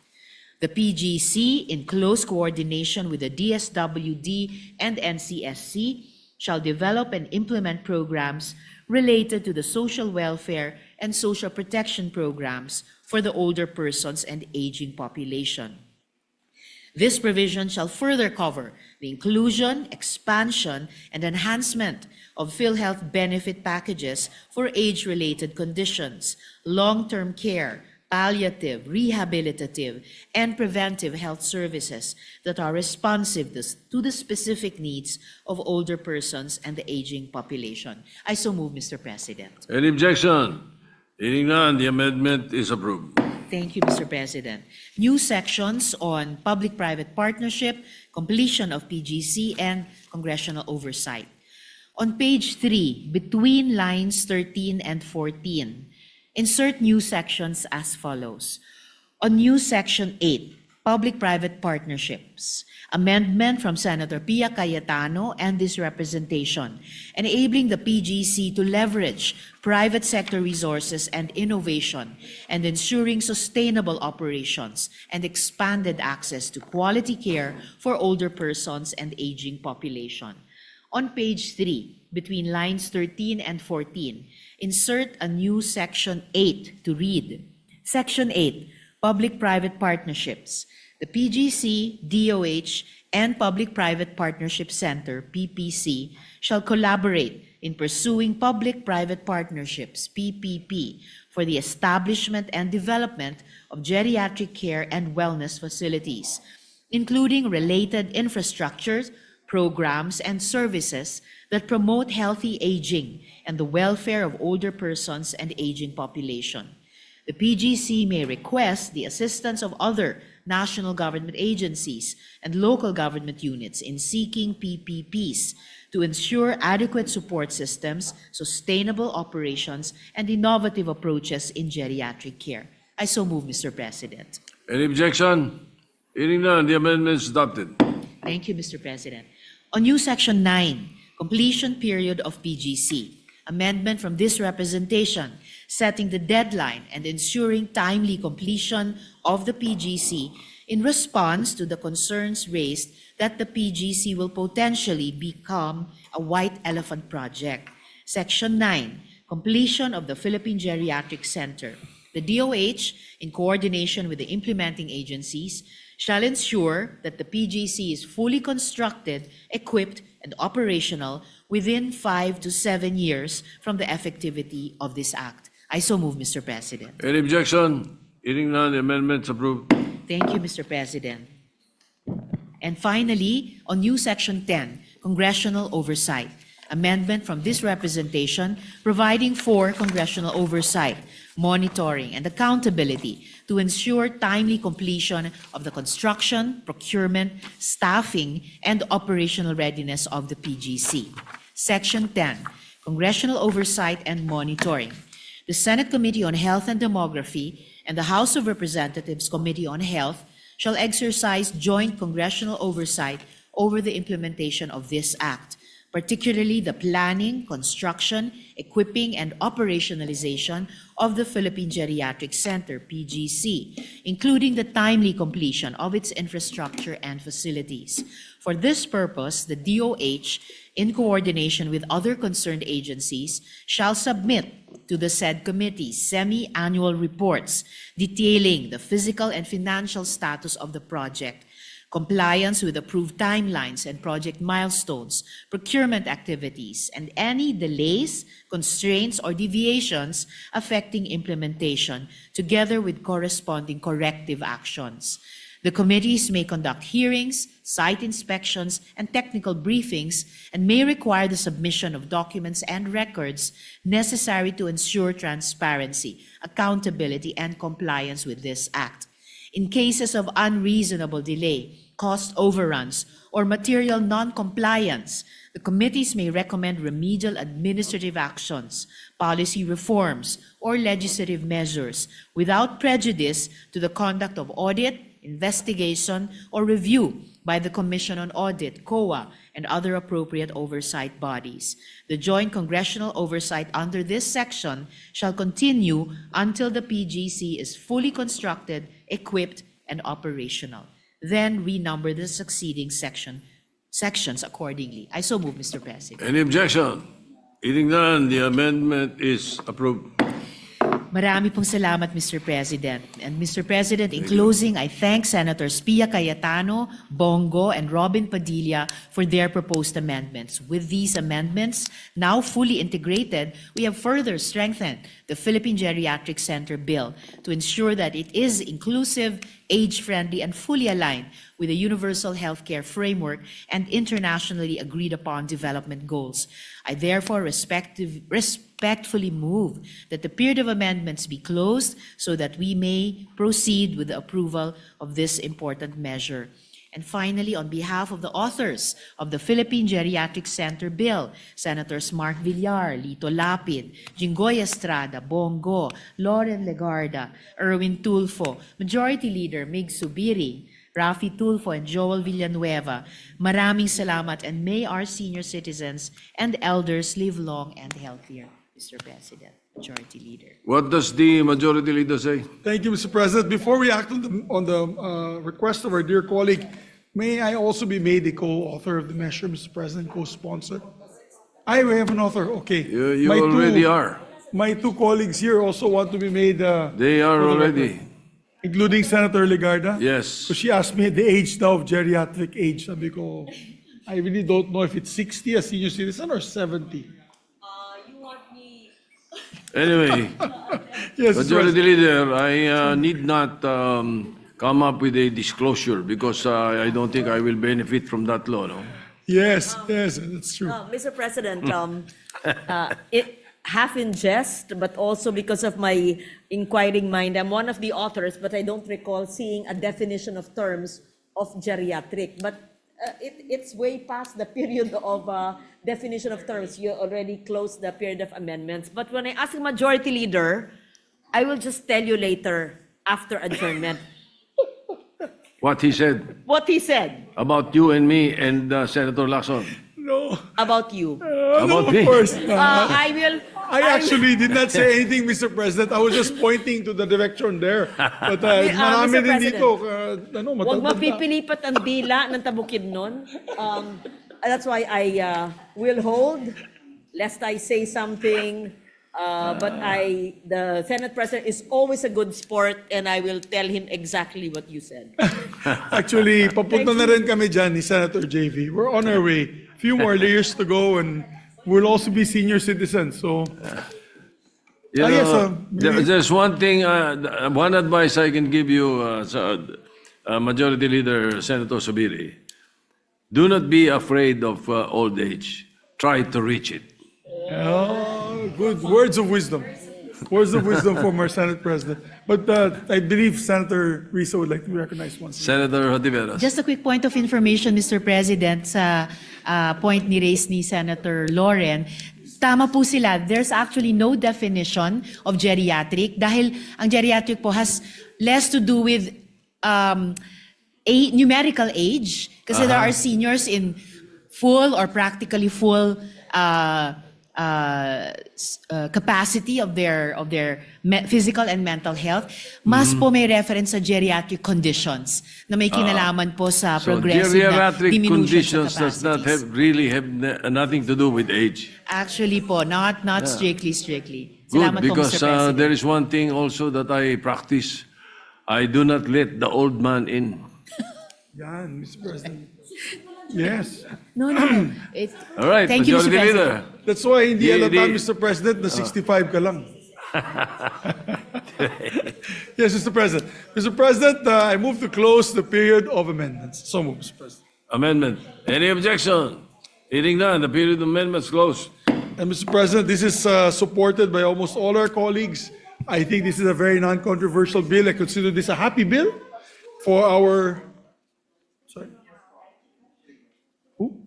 Asan Pia, of course, we'll also put on record, Mr. President, the request of Senator Pia that she may be made a co-sponsor and co-author of the measure. And with that, Mr. President, I move that we approve on second reading Senate Bill number 1509 under Committee Report number 13. Any objection? Hearing none, Senate Bill 1509 is approved on second reading. Thank you very much, Mr. President. And last housekeeping measure, I move to suspend consideration. LEDAC, yes, it's a LEDAC measure, Mr. Majority Leader. I forgot this is in the list. That's right. Congratulations to The all of LEDAC us. will be happy. Yes, Mr. President. So move to suspend consideration of the measure for third reading. Consideration of the measure suspended. And last, Mr. President, on the agenda today, just as housekeeping. Upon the instruction of Senator Ontiveros, Chairperson of the Committee on Electoral Reforms and People's Participation, I manifest the designation of Senator Francis Kiko Pangilinan as Vice Chairman of the said committee, Mr. President. Any objection? Hearing none, Senator Pangilinan is elected Vice Chair. And therefore, Actually, it's a designation of the chairman. that's Yeah. correct, Mr. President. With that, Mr. President, no other measures to take up today. I move that we adjourn the session until 3 o'clock in the afternoon, Wednesday, January 28, 2026. Thank you, Mr. Any President. objection? Hearing none, the session is adjourned until 3 o'clock in the afternoon of Wednesday, January 28, 2026. Thank you, Mr. President.